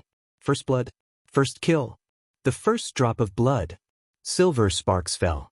The shadow of the long spear was imprinted on the ground. The entire live stream was silent. Did the T die? She died in less than 2 minutes after the start of the game. Spade T's hand paused for a moment. In the next second, she started speaking. "Luoluo, what's wrong with you? Shouldn't you have frozen him just now?" This person usually called Flawless Luoluo but always called her Luoluo. Flawless Luoluo was also stunned. She didn't expect the T to die. When she regained her senses, she stuck out her tongue and said, "Sorry, I used the wrong skill just now. I was just being naughty." This kind of explanation could be considered passable. The bullet screen kept saying, "Next time, you can't be naughty, Almighty T is dead, etc." But there were only a few such bullet screen comments. Then, another sound effect was heard. Double kill? Double kill? They must have heard wrongly. Double kill? It was actually a double kill. Everyone's eyes started to shake. But the figure on the screen seemed to naturally sweep past the bushes at the side. As he flipped over the wall, he had already defeated a wild monster in the river. And his HP, which was almost gone just now, actually rose back up. The people who originally came to watch the battle were here to see Spade T. When they saw this scene, they couldn't help but click on the person's corner of their vision. This meant that wherever he went, they would see it. Spade T and Flawless Luoluo's mentality was a little broken. Flawless Luoluo never thought that she would die as well. Spade T immediately said, "Luoluo, are you stuck there again?" "Yes, yes, yes, I'm stuck again." After Flawless Luoluo said the sentence, Spade T said, "I think so too. But you can't say you're stuck after being killed once." When it was the second time, people watched the game from the other party's perspective. Once again, Spade T and Flawless Luoluo were killed by the silver-white figure. The livestream room was silent. What's the situation? Why did T die again? It doesn't look like a card. I don't think it looks like a card either. It's because he's too fast. Did anyone see how he came out? I've been watching for a long time, but I still don't know where he came from. Look at the assassin he's playing. He can teleport 3 times and go through walls. It's normal for him to suddenly appear. At this moment, Spade T's expression had changed. He was really flustered and exasperated. At this time, it was impossible to talk about teamwork. After all, this was a low-end game. If one did not have the ability to carry 4 people at once, they would have to think of a way to deal with such a person. He must be using a smurf account. But even if he's a smurf, his tank shouldn't be so bad. Smurf? Those who are here purely to see the game's skills need to explain why they are still using alternate accounts. Isn't this a high-end game? T doesn't like high-end games. It's already tough enough to train. Now we're just playing low-end games. As soon as these words were spoken, another sound effect appeared on the screen. 3 times. He had already been double-killed 3 times. How could Spade T bear it? She sent a signal to gather. He didn't even bother with the tower anymore. Instead, he led the other 4 players behind him and dashed towards the figure in the jungle. This time, the other party was definitely going to die. This was the thought that everyone had at this moment. 1 against 5, and his teammates had no intention of coming to support him. Chapter 17:10. At this point in the live stream, someone started saying, "What's going on with the top lane over there? Why isn't he helping? Is it an illusion? I feel like he's an actor. Didn't someone say that this is a low-end game? There are actors in a low-end game?" As people became more and more confused, in the game, there was a round of encirclement. Just when everyone thought that the figure was going to die, he seemed to have predicted the opponent's position. He raised his long spear and didn't escape. Instead, he held the long spear and jumped to the back of those people. The silver-white long spear landed on the ground. His long sleeves fluttered. The dragon sword came out and lifted 2 people at the back. The ADC and support couldn't react at all. Spade T, who was charging at the front, didn't expect him to fight like this. She turned around to fight again. The ADC was already killed by the figure. Everyone could see that the silhouette on the screen was like moving clouds and flowing water, a critical hit, and an instant kill. He took 1 out of the 5 people. After killing that person, he could quickly flee and then turn around to counterattack. The long spear was sharp and caught him off guard. Even if he didn't go on stage, the people watching the live stream could understand what it felt like. Once he entered the scene, his head was taken. Moreover, there were 5 of them at the beginning. 5 of them couldn't stop him. Not only that, people could clearly see 1 kill, double kill, 3 kills. Just like that, in a situation that no one expected. That figure was like the wind that no one could stop. Prediction, positioning, and the awareness of a king. It wasn't that he hadn't been hit before, but every time he was hit, he could kill 1 person. Flawless Luoluo was among them. It was too fast. So fast that when Spade T saw that the figure had less than 1/3 of his HP left, she thought that her chance had come. First, she let the tank rush over and give him a critical hit. The reason why he raised his spear again was because he wanted to kill this person once and teach him a lesson. It didn't make sense. They used the same hero. The opponent was so much stronger than her, even if he had good skills. Now he was almost at critical HP. As long as she caught up, she could take his head. Spade T's eyes were bloodshot. He didn't care that the defense towers on this side were almost destroyed. especially since the bottom lane had been pushed to the high ground. The only thing left in his eyes was to kill someone to avenge his humiliation. The people watching the live stream also understood what T was trying to do. For some reason, they were watching this game. He actually hoped that the silver-white figure would not be caught. But no one expected it. He knew that the other party was chasing after him. That person was still wielding his spear and casting a red buff. Hurry up and go. Killing 3 people is enough. That state just now, a 1v5, and he even killed 3 of them. That's really cool. But in the next second, everyone finally understood why he was using the red buff. He didn't do it for the redhead. It was for the sake of sucking blood. At this moment, Spade T flipped up. He entered the red buff area. Originally, he wanted to attack that person. However, the figure only moved his body sideways, and with that subtle movement, he was able to move his body. Spade T's big move didn't hit him at all. Instead, it hit the red buff. This was not the end. He thought that the person was going to leave. Who knew that he would take advantage of this moment to use a jungler skill and take the red buff directly in his hands? Chapter 1711. F***CK. Is he asking Spade T to help him with the red buff? Asking the opponent to help him with the red buff, that's a trick. Have you guys seen his results? He hasn't played many rounds. I have. He hasn't played many rounds and he's always the MVP with 0 deaths. I'm so envious. But he has always been a team control player. Why is he playing as an assassin this time? As a team control player, I feel that my previous team control games were all for nothing. Stop talking, look. Look at what? This question only lasted for a moment. On the screen, the silver light fell. After the figure took the red buff, he drew close with his long spear and lifted the opponent into the air. Like a silver-white dragon, it turned around and struck back. It was obvious that Spade T was in a daze, even her expression was blank. She didn't seem to expect herself to be killed. Because she wasn't convinced, Spade T threatened, "You cheater, I'm going to complain about you." How is that possible?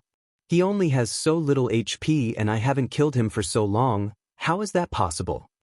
Just as Spade T was shouting, another sound effect played in his ears. Pentakill. Pentakill? He actually got a pentakill. Even the tank was killed by him? The anger in Spade T's mouth seemed to freeze in an instant. The bottom lane had already reached the center of the city. The silver figure with the long spear didn't move at this moment. He just stood there, his wide sleeves fluttering. A line of words appeared on the screen. How did you guys become professional players? This sentence was thousands of times more lethal than saying that their names were the same. The people watching the live stream came to a realization. Before this, they didn't think much of it. But this time, Spade T was stunned by her opponent's performance. They liked this person because he gave them a handsome feeling. Now that they looked at him, the glow seemed to have faded. Some people felt that he looked like Z. Z was gone and a new one appeared. Just enough for them to continue chasing. Now they didn't know why. They didn't like him anymore. They didn't like him anymore. Think about it carefully. Back when Spade Z was playing, she could always enter the wilderness alone, clear the red and blue beasts before returning. Regardless of the situation, she could always go against the wind. When he was tired, he would rebuke others, and there were even times when he would speak ruthlessly. His eyes were filled with ambition. But she has never said bad words. But what they saw was this T. All of them were taken. There were also some who came to see his face. However, he admired this character of his. What right do you have to question our God T's ability as a professional player? But none of that was important. More importantly, those who actually played and watched the competition knew that noobs were noobs. Did they need noobs to raise pigs in esports? After the match, Chin Mo removed his black headphones. Spade T wanted to throw the blame at Spade Z's fans. At this moment, Sister Turtle came out. Chapter 1712.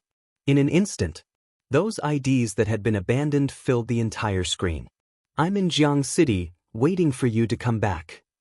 I'm in city, waiting for you to come back. I'm in border city, waiting for you to come back.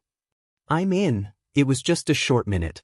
Thousands of replies, one after another, increasing at a speed visible to the naked eye. Some people said that this was a true Spade fan. Those who were active looking for the same image. They just liked Z's outer shell and handsomeness. Hence, just because there was a slight resemblance, they felt that the other party was the person in their heart. This was understandable, after all, making oneself happy was the most important, regardless of who the other party liked. But true Spade fans would only appear at such times. Some of them were students, some were office workers, and some were newbies who had just entered society. They stopped abruptly. Some emotions that had never been numbed surged out from their eyes. That group of people had used one competition after another to tell everyone what it meant to survive in adversity, to be strong against the strong. When you grow up, you will understand that nothing in this world is easy. But you have to believe that we humans have always been fireflies on the ground. We can make a comeback and pluck the stars. If you are really tired, then ask, can the dream in your heart be awakened again with this group of people? When the news came out, Spade T, who had just been slapped in the face, didn't believe it at all. But this didn't affect the continued popularity. Spade T's plan was to stick to the other party. But not everyone would be like those who like to be in a shell. Spade T still didn't understand. True Spade fans wouldn't care about her at all. Hence, this time, there wasn't any effect. Those people were only waiting for one thing. That was it true? That group of people was coming back. Was it true? At this moment, in the city center of Jiang City, in a tall building, one after another, figures strolled in. Swoosh! The door of the base opened. Light shone in. Rao Rong was still sitting in front of the computer, his black hair covered with headphones, his hand by the side. Qin Mo was wearing a black and red uniform, standing in the middle with his back facing the back. The two words, China, behind him, with flames, fluttering in the wind. It was as though one could hear the beating of the heart.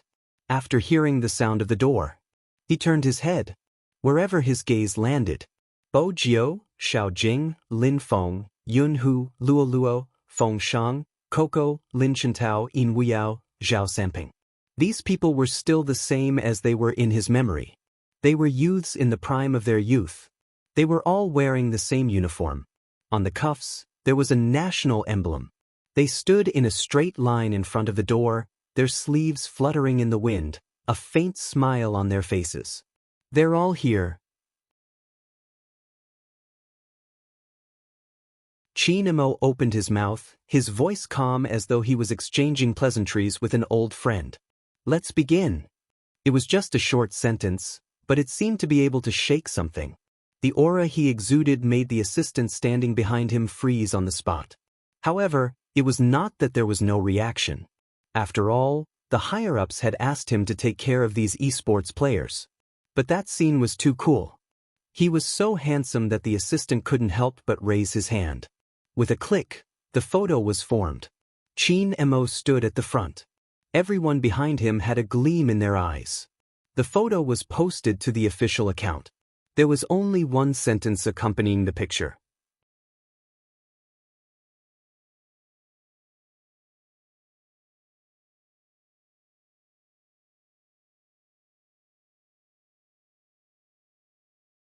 During the afternoon break, it's fine if you don't want to run. You have to drink 3 glasses of bitter gourd juice and do push-ups at night. Qin Mo glanced at the people opposite him. Since we are representing China, we have to look good, don't you think so? They said it was a den of thieves. Zhao Sanpang and Lin Feng looked at each other.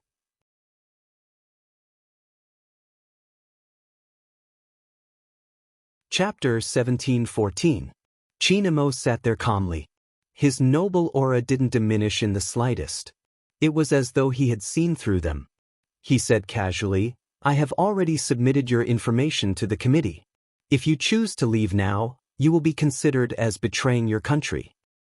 Betraying your country? Zhao Sanpang glared at him.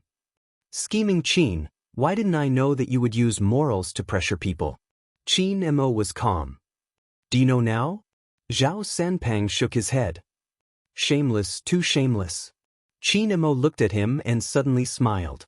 It was a little warm. It seems like Almighty Fatty can't wait to taste the bitter melon juice. Zhao Sanpang's back stiffened. He didn't say another word. After a long time, a higher-up came to visit the members of the Chinese team and asked, "You guys used to be the first and second in command of the team. What method did Qin Emo use to allow you guys to get along peacefully?" Zhao Sanpang only replied with one word. Shameless. They didn't even have a way to leave the team. Pirate ship, the biggest pirate ship. The esports players weren't used to waking up early. As for Zhao Sanpang, he had to use all his strength to get up. Bo Jio was much smarter. She could catch up on her sleep by sitting in front of the computer. She sat there with her black headphones on, her uniform pulled to the top. Her entire face was covered, only revealing a pair of starry eyes. Her silver hair fell down. From afar, she looked very handsome. But when she got closer, she could see the youngster's head nodding. The side of the face was porcelain white, and it looked a little cool, like a cat, sleeping lightly. Qin Emo walked over, emptied one hand, and tapped the man's forehead with his finger. Bojio paused. She opened her eyes. There was still a hint of sleepiness in her eyes. It was obvious she wasn't fully awake. Subconsciously, she thought that she was still in a castle overseas. She reached out, wanting to hug his waist and carry out her daily morning teasing. Qin Emo sensed her thoughts and a smile appeared on his lips. In order to prevent a certain someone from acting like a hooligan and forgetting where they were, Qin Emo took a seat. He freed one hand and placed it on her side before lowering his body. "Mrs. Qin, wake up. Look at where you are. Do you want to go outside and do frog jumps with Almighty Fatty, or do you want a glass of bitter melon juice?" Frog jump, bitter melon juice. These 6 words seemed to have a magical nature. Bo Jio had assumed that as someone who had graduated from high school, it would be impossible for her to come into contact with a sport like frog jumps. It was really too embarrassing to turn his hands behind his back and squat there and jump around like a frog. He didn't expect that a married person like her would have to experience this kind of life all over again. Most importantly, the frog was not jumping inside. Instead, it was to be at the plaza outside the building. It was a business district after all. A row of people were doing frog jumps, still wearing their uniforms. It was really eye-catching. In the beginning, even if it was embarrassing, it was only in front of passers-by. After that, some fans came to catch them.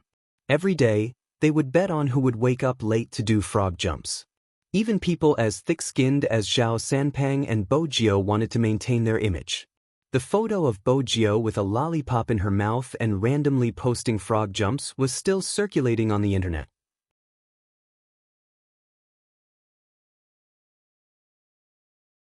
Chapter 1715. However, it wasn't easy to beat a loafer. The next day, Bojio was still in the group being punished. Other than her, there was Lin Feng and Zhao Sanpang. Frog jumps. What did Zhao Sanpang look like when he jumped? Besides, shameless Qin didn't allow them to wear masks. Zhao Sanpang couldn't catch his breath. He turned to Bojio. "Little Spade, I'm not a troublemaker. You're scheming Qin's wife, but he's still punishing you. If I were you, I would divorce him." Bojio bit the lollipop. She felt a little depressed. She placed her hands behind her head and jumped again and again. Her silver hair moved along with her. He was so handsome that the girls around him kept raising their phones. Their faces were still red, and their hearts couldn't take it anymore. Their big Spade was so handsome that they wanted to take him home and raise him. However, the person supervising the punishment was Almighty Qin. He held a cup of green liquid in his hand. It was said to be the bitter gourd juice that made all the members obey him the moment they heard his name. He was like a devil. It was too difficult to snatch someone from his hands. Bojio was the first to complete the frog jumps. Zhao Sanpang watched from the back. "Little Spade, how are you so fast?" "I have experience." Bojio reached out and wiped her sweat. She smiled devilishly. "I was often punished in high school. These 20 frog jumps are nothing. I can do one round around the entire field." Zhao Sanpang smirked. Is that something to be proud of? Almighty fatty. After Bo Jio was done with her punishment, she found a wooden stick. I don't like it when anyone tries to sow discord between me and brother Mo, Zhao Sanpang cursed. How am I supposed to jump if you move the wooden stick away? This is a military marriage. If you continue to spoil it, I'll get someone to arrest you, Bo Jio said nonchalantly. She didn't move the wooden stick in front of him. Almighty fatty is so handsome. A wooden stick is nothing.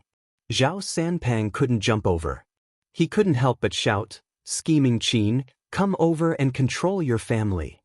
Qin Mo walked over, his gaze landing on her. Bo Jio said, he wants us to divorce. Qin Mo retracted his gaze, his voice calm. Continue. Zhao Sanpang was speechless. It was one thing to do frog jumps, but he had to do it like this. In the past, Bo Jio had a habit of showing off her love.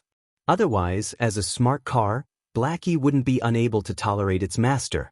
Zhao Sanpang really didn't understand her in this aspect. Everyone saw that handsome young man with a black headband on his silver hair, his fair forehead glistening with beads of sweat. He held a wooden stick and blocked Fat God again and again. He didn't forget to say, every time he punishes me, he will give me a reward, such as candy or a kiss. I think it's good to do a few frog jumps, but the bitter gourd tastes terrible. But if you can't finish, I can prepare a few more cups for you later. Zhao Sanpang was speechless. Although he had never been in a relationship before, he had seen others who would deliberately make a mistake just for a kiss from their boyfriend and get punished. He shouldn't have said that just now. Little Spade looked very obedient in front of Qin Mo, but in fact, she was full of evil. Bo Jio didn't care about his thoughts. She threw the wooden stick down and went to her man to receive her reward.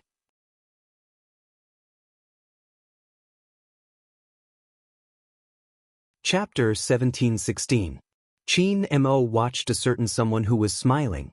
After entering the base, he found a corner and pressed her against the wall, kissing her again and again.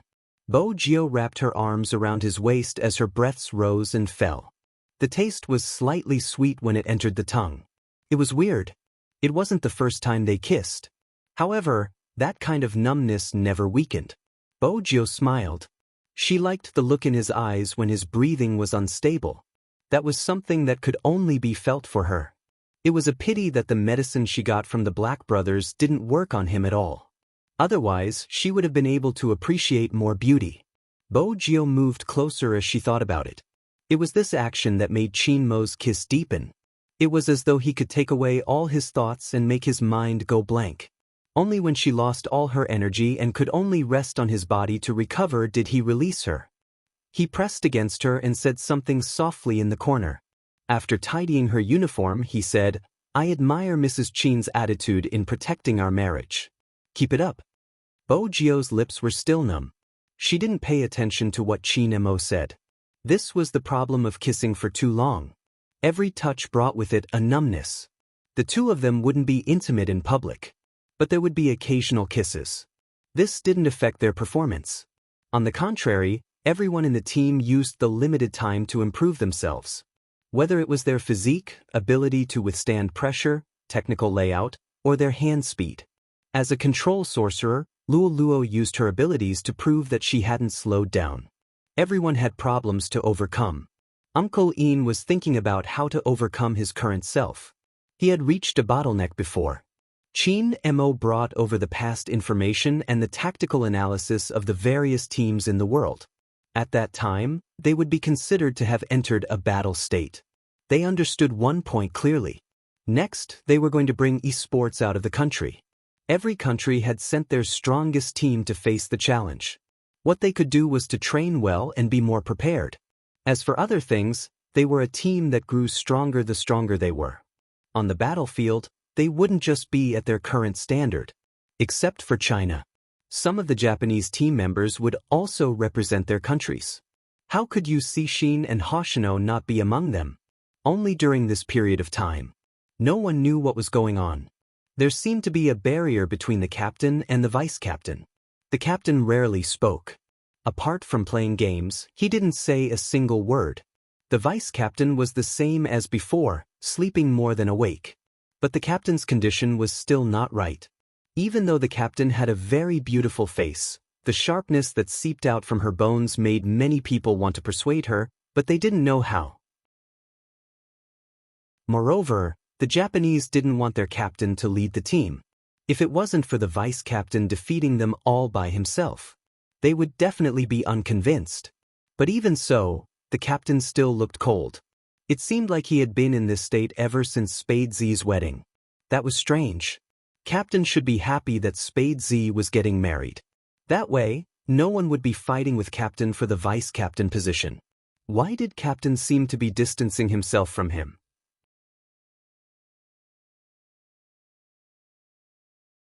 Chapter 1717. In Japan, gangsters were allowed to have legal activities. Yu Cixin was the 19th generation leader. His usual hobbies, other than gaming, were racing and drinking. Moreover, almost everyone here knew about it. It was best not to offend Yu Cixin. Because he was a snake, he could spit out a red tongue. Don't think that just because he had a pretty face, he was a pretty boy. Many people didn't even know how they died because of this. Now, there was someone who didn't know his place and wanted to take him away in the nightclub. Yu Cixin drank a little too much today. He wore local clothes, and with his long hair, it was hard to tell if he was a man or a woman. But after meeting his eyes, one should know that he didn't have any femininity. But even so, there were those who couldn't move when they saw a beauty. Do you want to leave with me? I still have a lot of alcohol with me. The person who said this was the beauty who was drunk and wanted to take the chance to take her away. Unexpectedly, before he could place his hand on that person's shoulder, there was a creaking sound. His wrist was forcefully broken by that person. When the pain came, there was only a scream left. Yu Cixin laughed coldly and pushed him away. He looked down at him and spat out one word. Scram. That person's expression changed in fear. Yu Cixin reached out and pushed his black hair to the back of his head. He glanced to the side. The bartender immediately brought a new bottle of alcohol over. He was afraid that something would happen to the master here. Why didn't his brothers come over? They must have received orders to stand around. What about young Master Hoshino? Why didn't he come? As long as young Master Hoshino came, then there would be true peace. If not, who knew how many people would have their hands broken tonight? Tell me what's wrong with me? Yu Cixin suddenly spoke. He wasn't like an ordinary person who couldn't speak clearly after getting drunk. His face didn't look sloppy at all. It was still handsome and sharp. But as a follower, what's wrong with the master? This was a question that was asking for death. Not answering? Yu Cixin scoffed. After he stood up, he glanced at one of the beauties who was still dancing and raised his glass. What kind of place was this? A place to have fun.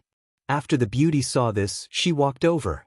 Yu Cixin lifted the other party's chin and seemed to smile. He could really win over both men and women. What do you think is wrong with me? He was too handsome. He was so handsome that it was hard to breathe. How could there be such a person? His hair was clearly longer than his own, but it was like a demon that bewitched all living beings.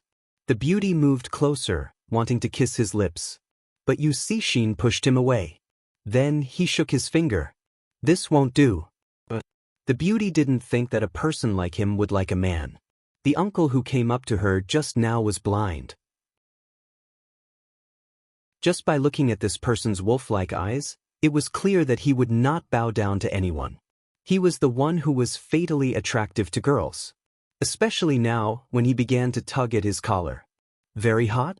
I can help you cool down. You must be thirsty after drinking so much. My car is just outside.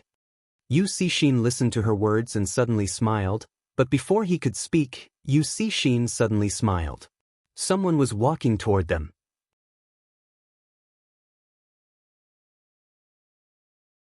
Chapter 1718. It was Hoshino. He was wearing a white shirt and a sweater from late autumn. He was carrying a cat in his arms. From afar, he looked like a character that walked out of a manga. It was hard to ignore him. The bartender instantly revealed an expression as though he was saved. Yu Cixin's eyes paused for a moment. His thin lips were a little nonchalant. I haven't drunk enough, I won't go back for now. Hoshino threw the cat into his arms. He was as refined as ever. I didn't ask you to go back. You raised your own cat, aren't you going to feed it? It won't starve to death. Yu Cixin picked up the cat with one hand. He saw that the woman's gaze was focused on Hoshino's face. She suddenly smiled. But you don't want to bring me away now. You want to bring him to your car? The woman blushed as her thoughts were seen through. Yu Cixin couldn't be bothered to look at her anymore. He swept a glance in the direction of the bodyguard. Very quickly, someone came over to clear the place. They wouldn't do anything to her. That woman didn't need to come to this place anymore. Even if the music was noisy, it didn't seem to affect their temperament. Yu Cixin held the cat and looked at his eyes. Then he scoffed. Your master doesn't have time to care about you now. If you don't want to starve to death, go find food yourself. He was in a bad mood and didn't even want to care about the cat. Yet he reeked of alcohol. Young Master Hoshino. The bartender wanted to say something but stopped. Hoshino glanced down. Go get a room. The bartender thought that his boss was indeed suitable to sleep in this state. If not, if there were any more people who weren't afraid of death that came to his door, it would be terrible. Yu Cixin smiled. He didn't have any objections, but he wouldn't cooperate. He sat there and picked a bottle of strong alcohol. He poured it into a goblet with one hand. Hoshino finished the glass of wine right after he poured it out. Yu Cixin narrowed his eyes and poured another glass. Let's go. Hoshino's voice was very calm.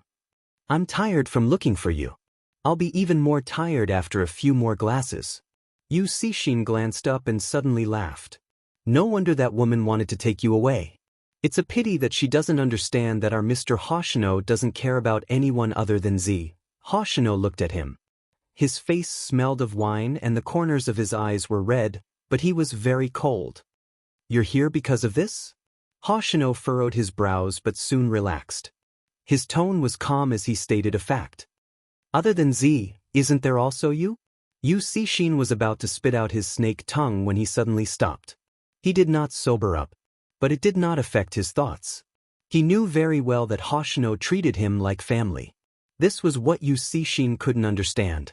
He was the first person to know him. If it wasn't for the fact that something had happened, he wouldn't have rushed to Hoshino's side immediately. How could Z have a chance? Even until now, Hoshino was still keeping his promise with the Bo family. He was doing it willingly. Even though Z said that she wanted to remove it, he would not give up either. This was what made Yu Cixin feel the most helpless. But it was different now. With Qin Mo by her side, Z had long cut off Hoshino's thoughts. Since that was the case, why should he be anxious? Yu Cixin lowered his lids and laughed. I thought you forgot what you said. Hoshino's temperament didn't change.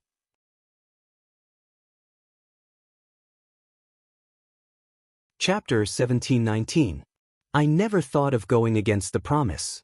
Hoshino's emotions didn't change, even his voice was calm. Since you finished drinking, go to sleep. Yu Cixin smiled lazily, fatally handsome. My bed partner was seduced by you. How can I sleep? Don't you know? I'll feel cold if no one sleeps with me. I'll sleep with you. Hoshino bent down, picked up the cat on the ground and placed it back in his hands. His eyes were like splashing ink. Yu Cixin paused, turned his head and smiled. That's fine too. Even though he knew that the sleeping partner he was talking about was simply accompanying him, Yu Cixin didn't want to miss such contact.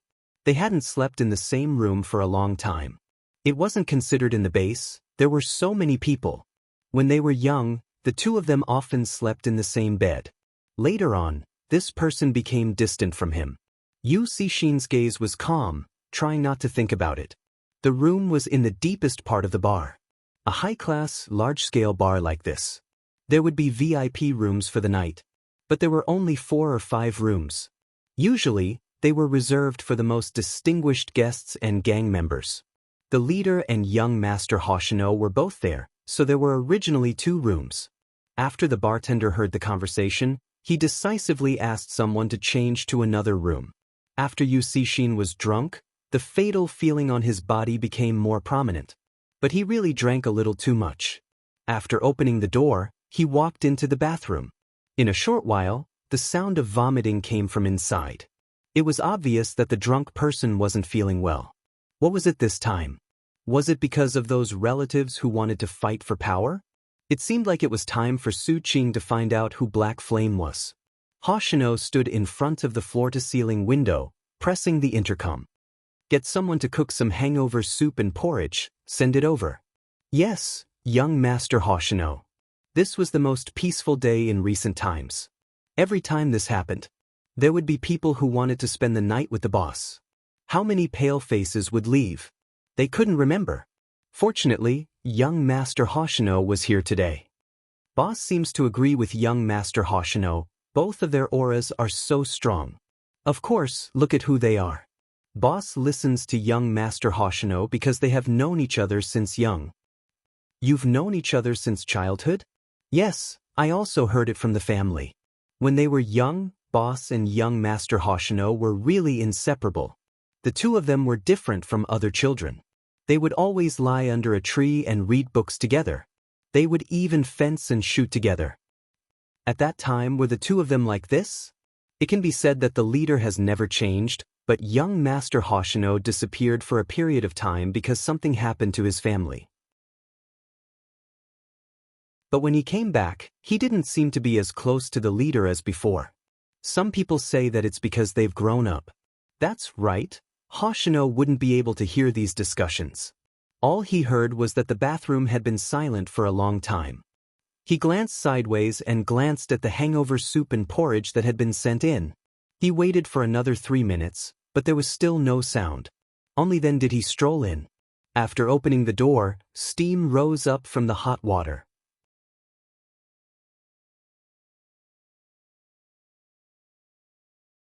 Chapter 1720. He was like a vampire aristocrat who was in deep sleep. Even that face seemed to be able to bring out the suffocating beauty of a rose. However, Yusishin knew that his current appearance wasn't attractive to that person at all. The moment this thought appeared, the footsteps stopped beside his ear. Hoshino raised his hand and pulled out a towel. He looked down at the person in the bathtub, looking a little like the most competent deacon in a manga. He placed the towel over Yusishin's head, his gaze faint. What are you doing? Yusishin opened his eyes, his gaze extremely sharp. You didn't terminate the contract with Z, Hoshino. You know what requirements I have for the people around me. Hoshino's voice wasn't loud or soft. What requirements?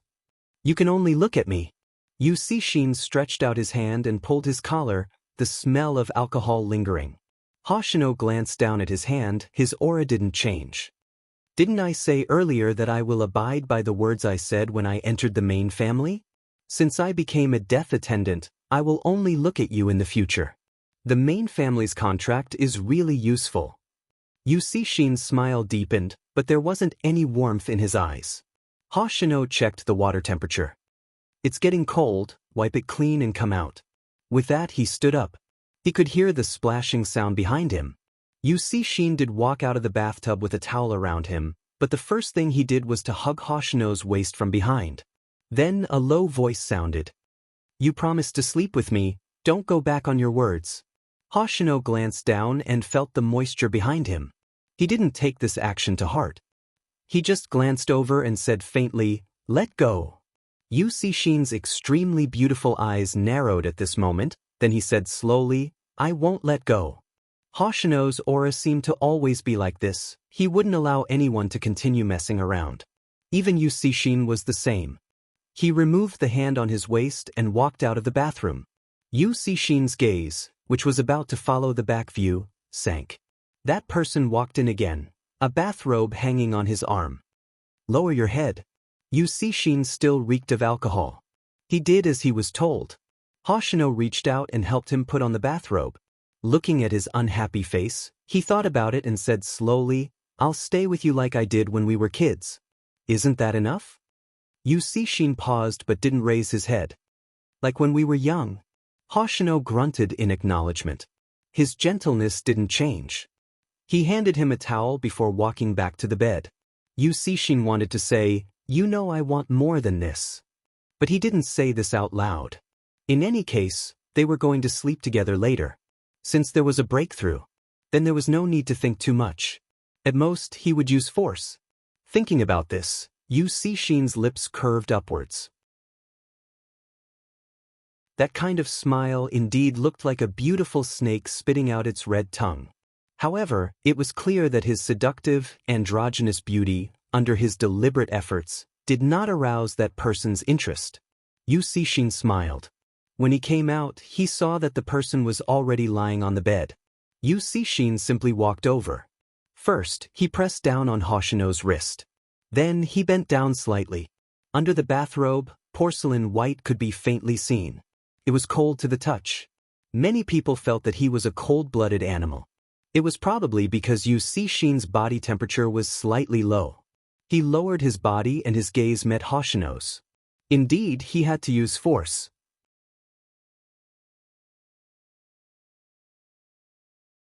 Chapter 1721.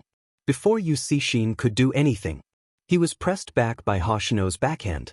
Yu Cixin narrowed his eyes and said slowly, "Aren't you going to abide by the agreement and be my shadow? Aren't you going to let me touch you? You're so drunk that you don't even want your hand?" Hoshino leaned against Yu Cixin's ear when he said this. Yu Cixin glanced down. Indeed, because of the alcohol, his strength was weaker than usual. "But if I really make a move, will you really break my wrist?" "No." Hoshino looked at the handsome face that was inches away from him. His gaze was still the same as usual. This word made Yu Cixin bury his face into the pillow. "Then let go. It seems like you really underestimated your influence on me. If you speak into my ear like this, I'm going to have a reaction." That, made Hoshino notice something. He wasn't joking, he was serious. His brows unconsciously furrowed, and he loosened his grip as he stood up. Yu Cixin, who was released, leaned there lazily. There was a sharp beauty in the corner of his eyes. "But, are you frightened?" Hoshino glanced at him. "When did it start? Don't you know that I don't discriminate between men and women?"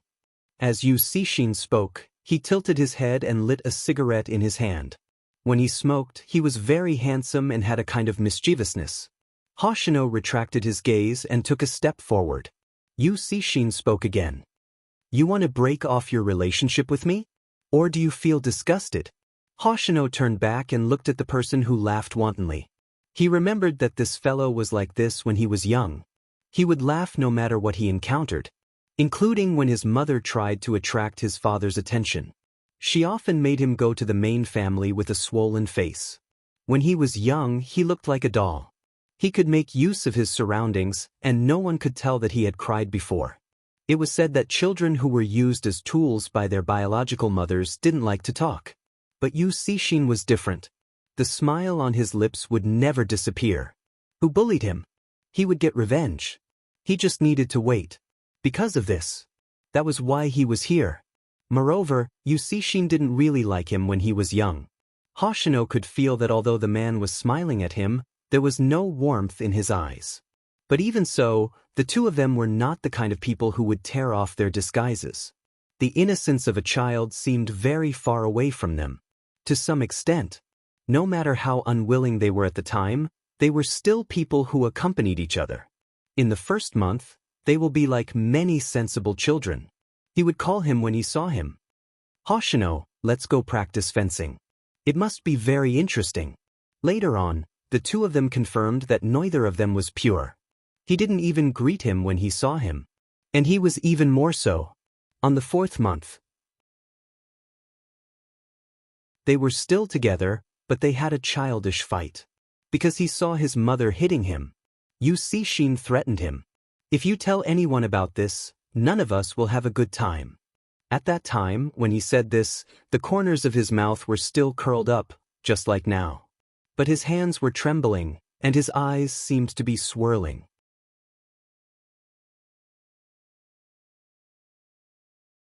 Chapter 1722. Forget it. Anyway, he already had his cat. It wasn't difficult to have one more.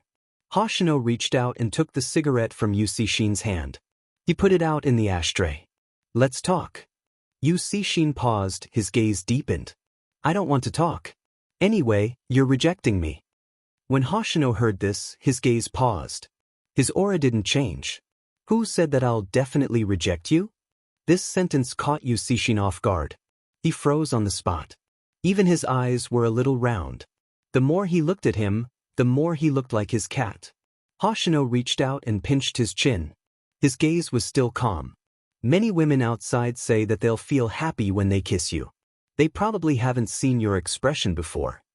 After he mentioned it, Yu Cixin seemed to have realized something. He smirked evilly.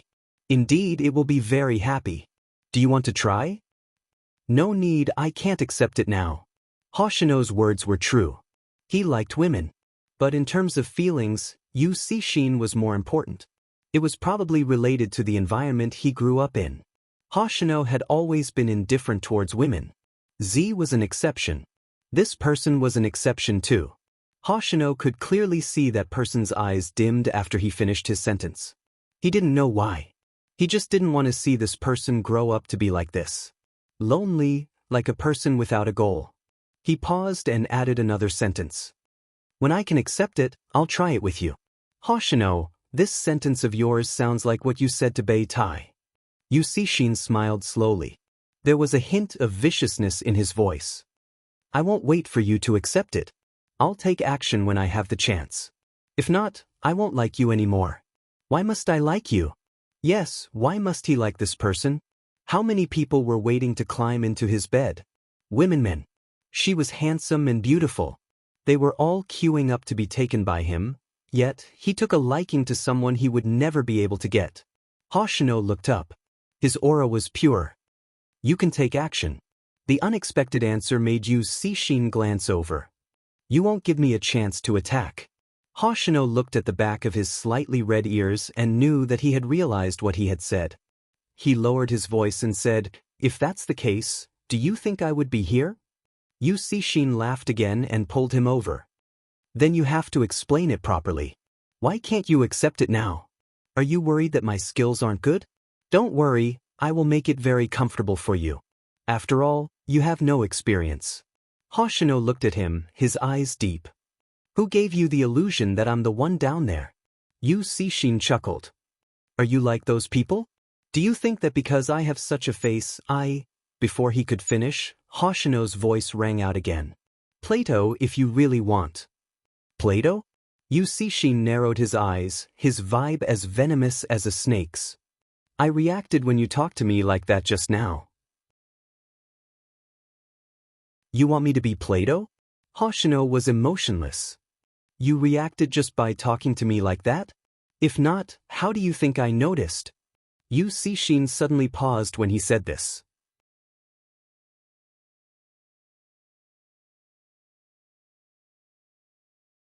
Chapter 1723. The only thing Yu Cixin could feel was the slight coldness coming from his fingertips. When it touched his waist, he felt a numbness that caught him off guard. Even his eyes stopped moving. Hoshino looked into his eyes and said slowly, What about this? Yu Cixin didn't move because his body reacted faster than his brain. He seemed to be immersed in it. Hoshino's hand stopped on the second bone on the person's back. He moved closer. In the past, I didn't realize why those people wanted to bring you away. It's hard not to think about it when you're like this. But do you really think you can suppress me? Yu Cixin narrowed his eyes and held onto his wrist. Do you have a misunderstanding about my stamina? I can't suppress you? I feel that it's easy for you to go berserk in this state. Hoshino wasn't flustered. If I kiss you now, your stamina will probably decrease to 0. Kiss? When he heard this word, Yu Cixin froze. His heart was beating so fast that it felt like it was about to explode. There was no rhythm to it. Only he could hear the sound. Even if Yu Cixin was a beautiful venomous snake, he was still in a harmless state. He even seemed to be waiting to be slaughtered. Hoshino's hand changed direction and came to the back of his neck. He pressed his forehead against his and breathed slowly. You like me so much? You're like this just because I said it? Yu Cixin narrowed his eyes and smiled. He said lazily, Who am I not like this to? You know that you slept with too many people. Hoshino's gaze was indifferent. So, how do you make me believe that your liking isn't a momentary impulse? What? Yu Cixin felt that he had never been so close to him before. In this way, she could even feel his thin lips very close to her. At this moment, Yusishin didn't know what Hoshino was talking about. He sensed that the person was about to pull his hand away. He lifted the corners of his eyes and pressed his hand down. "Why are you talking so much? Help me." "Help you with what?" Hoshino wasn't in a hurry. He looked at that handsome face and felt a different kind of fragility. Yusishin lowered his voice. "What do you want to help me with? I'm so obvious. Even if you don't have experience, you should know." Hoshino's leg came into contact with the scalding heat, but his gaze remained unchanged. "Answer my previous question first." Of course, he understood. There is no such thing as a free lunch. Therefore, after he said this sentence, Hoshino leaned sideways, his thin lips landing on the tip of the man's ear. Yusishin, who was already intoxicated, felt the blood in his body heating up. Not only did his hands stop, even his body was trembling. What did he just do? Kiss him? He didn't stay for too long. Even when he only felt a flash of numbness. He didn't plan to continue kissing her. Yusishin had never felt that he wanted someone to continue touching him so much. It was as if he was suffering from skin hunger. This made Yusishin's breathing a little chaotic. What's the problem with the previous one? His brain had stopped working. Because until now, he had never felt like this before. He was so greedy that he didn't know how to be satisfied.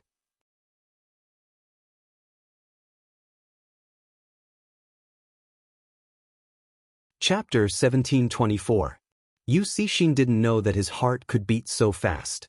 It was like a storm that swept over. It was just a touch on the tip of his ear. How could there be such a strong feeling? Hoshino looked at the pair of eyes that were obviously a little unfocused. His gaze landed on the handsome face that was different from before. His black silk-like hair scattered beside his hand. "Forget it." Hoshino chuckled. Yusishin didn't understand what he was laughing about. Moreover, they had already reached this step. Was he going to tell him to forget it? The pair of eyes that were immersed in it slowly narrowed. He was about to flare up. He heard that person whisper in his ear, "Compared to others, I don't like you on a whim." Yusishin's back stiffened. Hoshino had already stood up. What was this? Was he tricked? Yusishin's eyes were a little heavy. His heart felt as though it was frozen. He wanted to stand up too. But he was affected by Hoshino's next action. That person pressed down on his wrist and used his other hand to pick up the hangover water beside him. "Where are you going? Drink this first." "Is this the time to drink hangover water?" Yusishin grabbed Hoshino's collar and pressed his body closer. Hoshino's voice was very calm. "If you don't drink it, you will regret it the next day. I won't this time. Let me sleep." Yusishin's attitude was very lazy. Anything can be solved. Hoshino sat beside him. His aura didn't change at all. "You can sleep after you finish drinking." "Heh." Yusishin laughed softly. "You kissed me first and now you're telling me to sleep like this?" Hoshino lifted his eyelids. "Or do you want to take a shower? You can. Anyway, the perfume on your body is too strong. It smells uncomfortable." "Perfume? Are you kidding me? I never use incense." Yusishin suddenly paused. "Are you jealous?" Yusishin paused. Hoshino's expression didn't change. "I really don't want to dig you out from the bed of any woman or man the next day. Moreover, since we want to be together, your actions should be restrained. Then sleep with me." Yusishin's mischievousness came from his bones. "After sleeping with you, I probably won't be interested in anyone else." Hoshino glanced at him. "Are you thinking about these things all day long? Isn't it good to be honest?" Yusishin chuckled. "Or am I not good-looking enough?" Hoshino looked at him. Yusishin's aura got closer to that person. He was very good at using his appearance to achieve things. The only time he didn't use it was against Hoshino. But today was different. He wanted this person so badly. Moreover, Yusishin believed that he wouldn't remain unmoved. "You really don't want to try?" That kind of bewitchment was very tempting. In addition, Yusishin's lips were almost touching Hoshino's. But at this moment, Hoshino reached out and pulled the blanket. He covered Yusishin's handsome face with it. Even his head was covered. What are you doing? Yu Cixin narrowed his eyes and pulled the blanket down. Hoshino's voice was indifferent. Sleep. We're already at this stage and you're asking me to sleep? Yu Cixin laid on the bed, but he was still unhappy.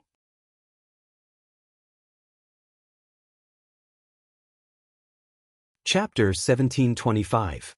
Was the future long? Sometimes, Yu Cixin felt that the Chinese language had a charm. It was because a few simple words would make people feel that his future wasn't cold anymore. He wasn't going to wake up from a stranger's bed when he couldn't sleep. He seemed to have been like this since he was young. He could always find a sense of stability in this person. And this was the first time Hoshino looked at him with such a gaze. It was like the water in the mountain stream and as tough as a rock. There was a little snow in it, but it didn't feel cold at all. Instead, it made his fingers stiffen. Although he was drunk and his stamina couldn't keep up. But Yu Cixin's aura didn't fade. He was so evil that he wouldn't yield to anyone. This was also why some people wanted to challenge him when they saw him. And the reason why some people backed down. Many people died in Yu Cixin's hands. Of course, those who didn't have eyes and thought that he was the best would end up in a terrible state. Hence, the title of Viper was known to everyone. No matter what the occasion was, as long as he sat there, it would become a phenomenon. He was like an extremely extravagant dark noble with a crown on his head. There were many beauties around him. But now, Yu Cixin's attack speed slowed down. The feeling of his rhythm being controlled by someone else. This was something he had never experienced before. Yu Cixin squinted his eyes and wanted to stir up the atmosphere again. That person suddenly stretched out his hand and hugged him and the blanket. His voice rang beside his ear. Sleep. If you don't sleep, I won't be responsible for accompanying you to sleep. Yu Cixin froze. Even his slender legs didn't move. His life was messy. He was completely different from this person. Yu Cixin didn't understand why such a simple action wasn't intense at all. There was even a blanket between them. But it gave Yu Cixin a very different feeling. It even made him feel reluctant to let go, and he didn't want to destroy the current atmosphere. If he had to describe it, it was much more warm than sleeping with a stranger for a night. It was like the first time he ate cotton candy when he was young. Or right as a leader. His mother told him since young that cotton candy wasn't something he should eat. Unsurprisingly, after he was found to have eaten cotton candy, he was severely beaten up. But even so, the tip of his tongue had not forgotten the taste of cotton candy. The faint sweetness lingered for a long time. Yu Cixin didn't move. He just looked at the ceiling and replied, H. Hoshino looked at the face that had been too good to look at since he was young. He raised his eyebrows slightly. No resistance? Yu Cixin was really asleep, so he didn't care that he was the one being hugged. The next day, when Hoshino received Bojio's invitation, he didn't reply. Instead, he called her. Is it convenient for you to bring your family along? Family? Bojio paused, her lips lifting. It seems like you have thought it through. Alright, bring them over. Hoshino chuckled. You know who it is? Who else could it be other than that poisonous snake? Bojio lifted her long legs. After frog jumping, she was resting. Since you can't let go of him, you would have gone to do other things. You wouldn't have stayed there as a consultant. Nowadays, gangs are becoming more and more sophisticated, and there are even positions like consultants. But, Hoshino, can he be stable? Hoshino glanced at the sleeping man on the bed. I will think of a way to stabilize him.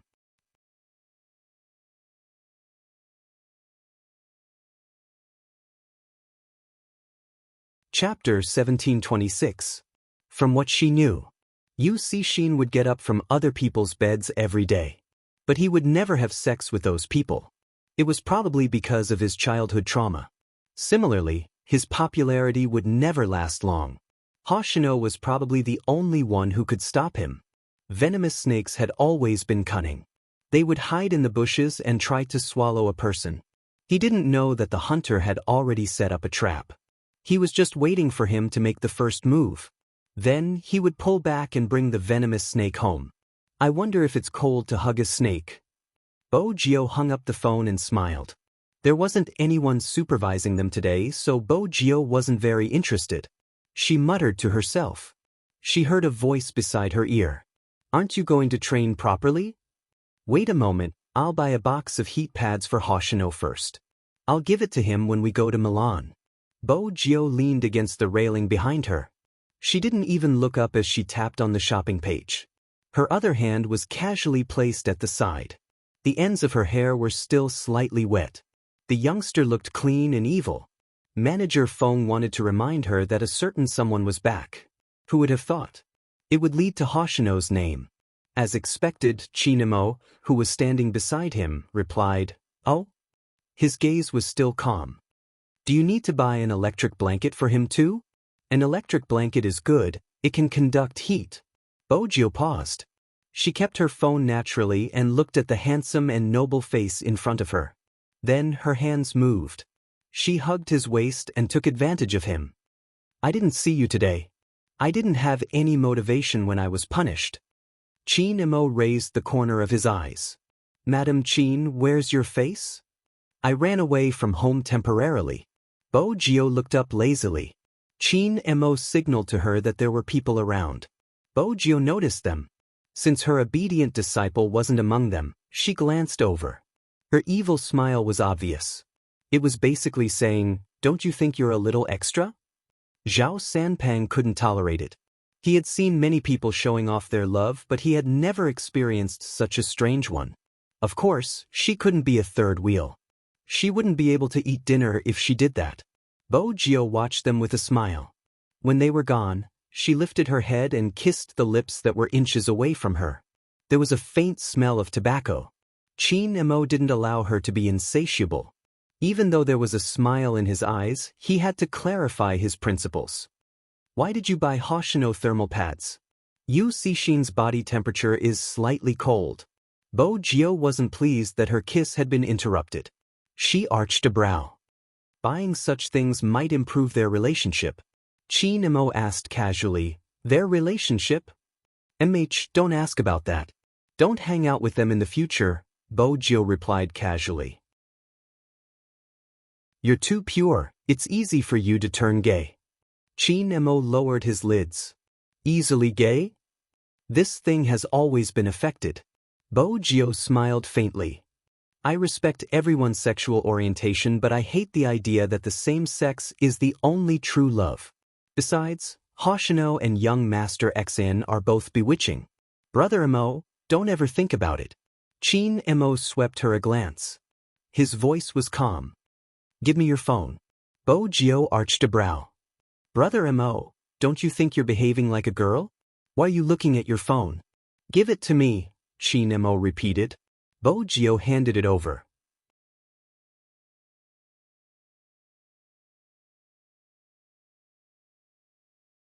Chapter 1727. Chin Imo only took 2 glances at it. He locked his gaze on one of the paragraphs. "Luluo, little Spade, do you know how interesting it was when we met your parents?" Spade Black asked, "How so?" Luluo, "Auntie and the others always felt that our captain liked Chin Imo ever since he was young. He didn't pay so much attention to anyone other than Chin Imo. Auntie was still wondering if we were pretending to be a couple in order to deal with our family. When she heard that Chin Imo had sent a delivery, her expression changed. Speaking of which, Chin Imo really gave off the impression that he didn't care about men and women. The Imo and Jing couple has always been very popular." Bo Gio smiled and said lazily, "When he comes back, I'll discipline him." Luo replied with a light smile. "There's no need for discipline. If they are together, we will elope. Anyway, you will always be the almighty in my heart." Chin Imo released the screen and looked up at a certain someone. "Adonis?" Bo Gio smiled. Her eyes were bright and her teeth white. "After all, I rely on my face to make a living." Chin Imo laughed. He reached out and pinched her face. He seemed to be testing the thickness of her face. There was a double meaning in his words. "Indeed, you rely on your face to make a living." The force wasn't painful. Instead, it made it easier for her to hug his waist. It was all a trap. Bo Gio knew that, but in front of a beauty, her heart was itching. In the past, I only needed to guard against girls. Now, I need to guard against guys. Bojo looked up. She was still smiling. You are really a beauty that brings trouble. But Brother Mo, when you discuss tactics with Captain Xiao, don't have any other thoughts. Captain Xiao has a girlfriend now. It's illegal to destroy other people's relationships. Qin Mo listened to her nonsense with a serious expression. In the end, he reached out and pressed her wrist that was behind him. I think you are the one who has other thoughts. Th. Bojo admitted it directly. Have I done anything to you? It hasn't been a day or two. She was caught again. Seriously, it wasn't easy to attack. Qin Mo lowered his gaze and looked at her face. He switched their positions and pushed her against the corner. He pulled her hand to the back of his waist. He was wearing a shirt on the inside and a jacket on the outside. With the jacket covering this area, even if Bojo really did anything, no one would be able to see it. Her hands were inside his white shirt.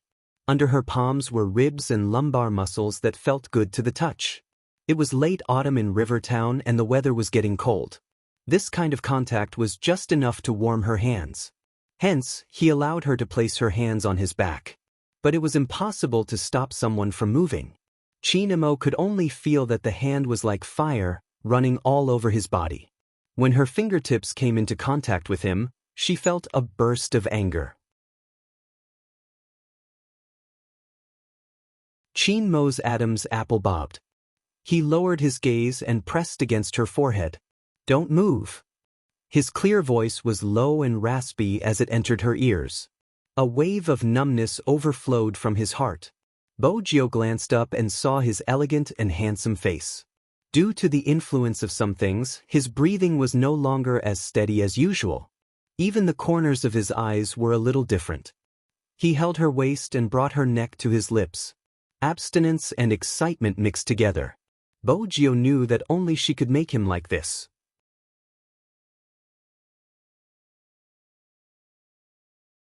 Chapter 1728. She couldn't help but want to be close to him. However, he placed his head on her shoulder as though he was avoiding her on purpose. He was extremely reserved. Then he pushed her away, his gaze still unstable. Let's go. That was it? Bojo arched a brow, slightly unhappy. She lowered her head and looked at her fingertips. She felt that it was time to use the drugs she dug out from the Black brothers on a certain Almighty.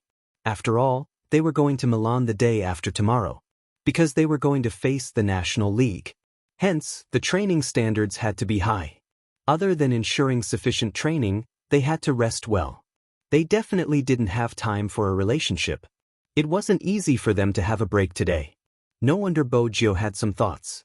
Anyway, they were going home. Bojo lifted her thin lips. Once they were home, there would be a chance for her to make a move. Qin Mo walked in front, the feeling around his waist still lingering. His deep gaze deepened and the corners of his lips lifted slightly. In the hall. It wasn't easy for there to be no keyboard sounds today. Zhao Sanpang felt that scheming Qin was very flirtatious today. What's wrong with your shirt? Didn't he usually dress neatly? He even said that if he couldn't even dress properly, he shouldn't come out. He had to pay attention to his image. They were a Chinese team now and they represented the country. Hence, even he didn't wear flip-flops anymore and dressed according to the rules. What was wrong with this fellow now? Today is a break. Qin Mo's voice was calm. Zhao Sanpang smirked. What has that got to do with your messy clothes? A break is considered private time. Qin Mo glanced at him. My shirt is wrinkled because Jill lifted it. Zhao Sanpang froze.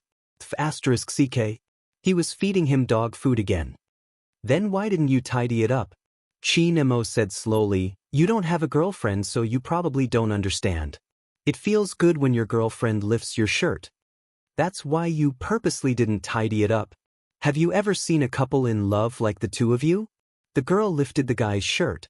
Little Mo Bei was standing beside Zhao Sanpang, carrying her school bag. There wasn't any expression on her fair face. Almighty Fatty is always dealt a blow. Why do you still want to be abused by my master's wife? Zhao Sanpang thought. That's really hurtful. She caressed Mo Bei's head with her right hand. Don't say that, Your master fatty is an esports player with the most girlfriend fans. I have to pay attention to my image. Girlfriend fan? Little Mo Bei furrowed her brows slightly. The world is so strange. I thought everyone only looks at looks. Zhao Sanpang was about to vomit blood. Am I not handsome? Do you want to hear the truth? Little Mo Bei asked seriously. Zhao Sanpang paused. How was he supposed to answer this rhetorical question? On the other hand, Lu Luo laughed as she watched from the side. His gaze landed on the small figure before turning towards Bo Jio. It's a pity. Bo Jio raised a brow. When Luo Luo smiled, her long hair hung down. She was indeed beautiful. It would be a pity for Bei if the Supreme Alliance disbanded. A little.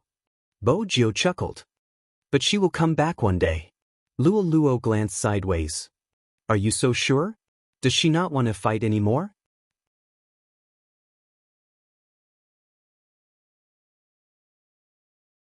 Chapter 1729. Luo Luo paused for a moment. You are thinking so far ahead? The competition isn't about one person. Bo Jio glanced up. You have been through that path. You should know that it doesn't feel good to be ostracized by your peers. Luo Luo looked at the person in front of her. Bo Jio raised her eyebrows. What is it? Nothing. Luo Luo reached out. You are too handsome. I want to pinch you. Bo Jio stuffed one hand into her pocket. Feel free to pinch me. Luo Luo did pinch her. Why did this person know so much? Usually, she wouldn't even say a word. This was probably gentleness. Luo Luo turned her gaze back to the small figure not far away. That child's black hair was a little longer. It hit his eyelids and he was secretly mocking Master Fatty. Occasionally, he would free his hands to help them wipe the keyboard and carry water to drink. He never said he was tired. The bitter gourd juice they drank was made by Little Bei. Basically, during holidays, Bo Jio would let Little Bei stay in the base. Other than the people in the team, no one else knew. That was because Bo Jio paid for Bei's meals. It was the same for the plane tickets to Milan. Actually, every team in every country would have a reserve of newbies. They would bring them over to experience it during this international competition. Although the Supreme Alliance had disbanded. But Bo Jio was his master. Her protective nature wouldn't change. How could her disciple not have what other people had? Also, during this period of time, everyone knew that Bo Jio had been training Bei in other positions. Other than being an assassin, she was playing in all aspects. You are looking forward to Bei's return, right? Luo Luo laughed softly. She pinched that handsome face again. If not, there is no need to groom her like this. Bo Jio leaned against the wall lazily without saying a word. Before she could say anything, she was pulled over. It was Chin Mo. Lolua's hand landed on empty air. Chin Mo pressed the person in his arms. His eyelids were half raised. He looked nonchalant, but when his gaze landed on Luo Luo, it was slightly cold. If you want to pinch a face, look for your Captain Xiao. Luo Luo glanced sideways and looked at the other person who walked over. Captain Zhao's face wasn't something that people wanted to pinch. Qin Mo had already brought her away. Luo Luo wanted to complain to Xiao Jing. Qin Mo is so petty, I can't even pinch little Spade's face. Unexpectedly, Xiao Jing glanced at her and said slowly, Do you think you're too close to Z? Luo Luo was stunned. Could it be that even Xiao Jing was wearing a white coat and had an otherworldly aura? If you want to pinch my face in the future, pinch me. Luo Luo. After leaving the base and getting into the car, Qin Mo behaved differently. After holding someone's chin for a long time, his fingertips gently rubbed the place where Luo Luo had pinched. In the end, he frowned slightly. What happened between you and Luo Luo? Bo Jio chuckled. Don't you know that she's my goddess? Honestly, Brother Mo, if I was a guy, you guys wouldn't be involved. Heh. Qin Mo chuckled. He suddenly leaned forward and bit her ear. Do you still want to be a man? Bo Jio froze. She seemed to have gone overboard.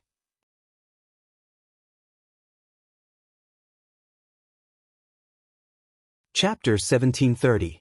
When Bo Jio heard that voice, she wanted to hug him. But recently, a certain someone liked to play hard to get with her too much. For example, after saying that, he sat up straight and even tidied his sleeves. He looked as though he didn't want her to get close to him. But he was abstinent and noble. Bojio's heart itched. The corners of his mouth curled up into a smile.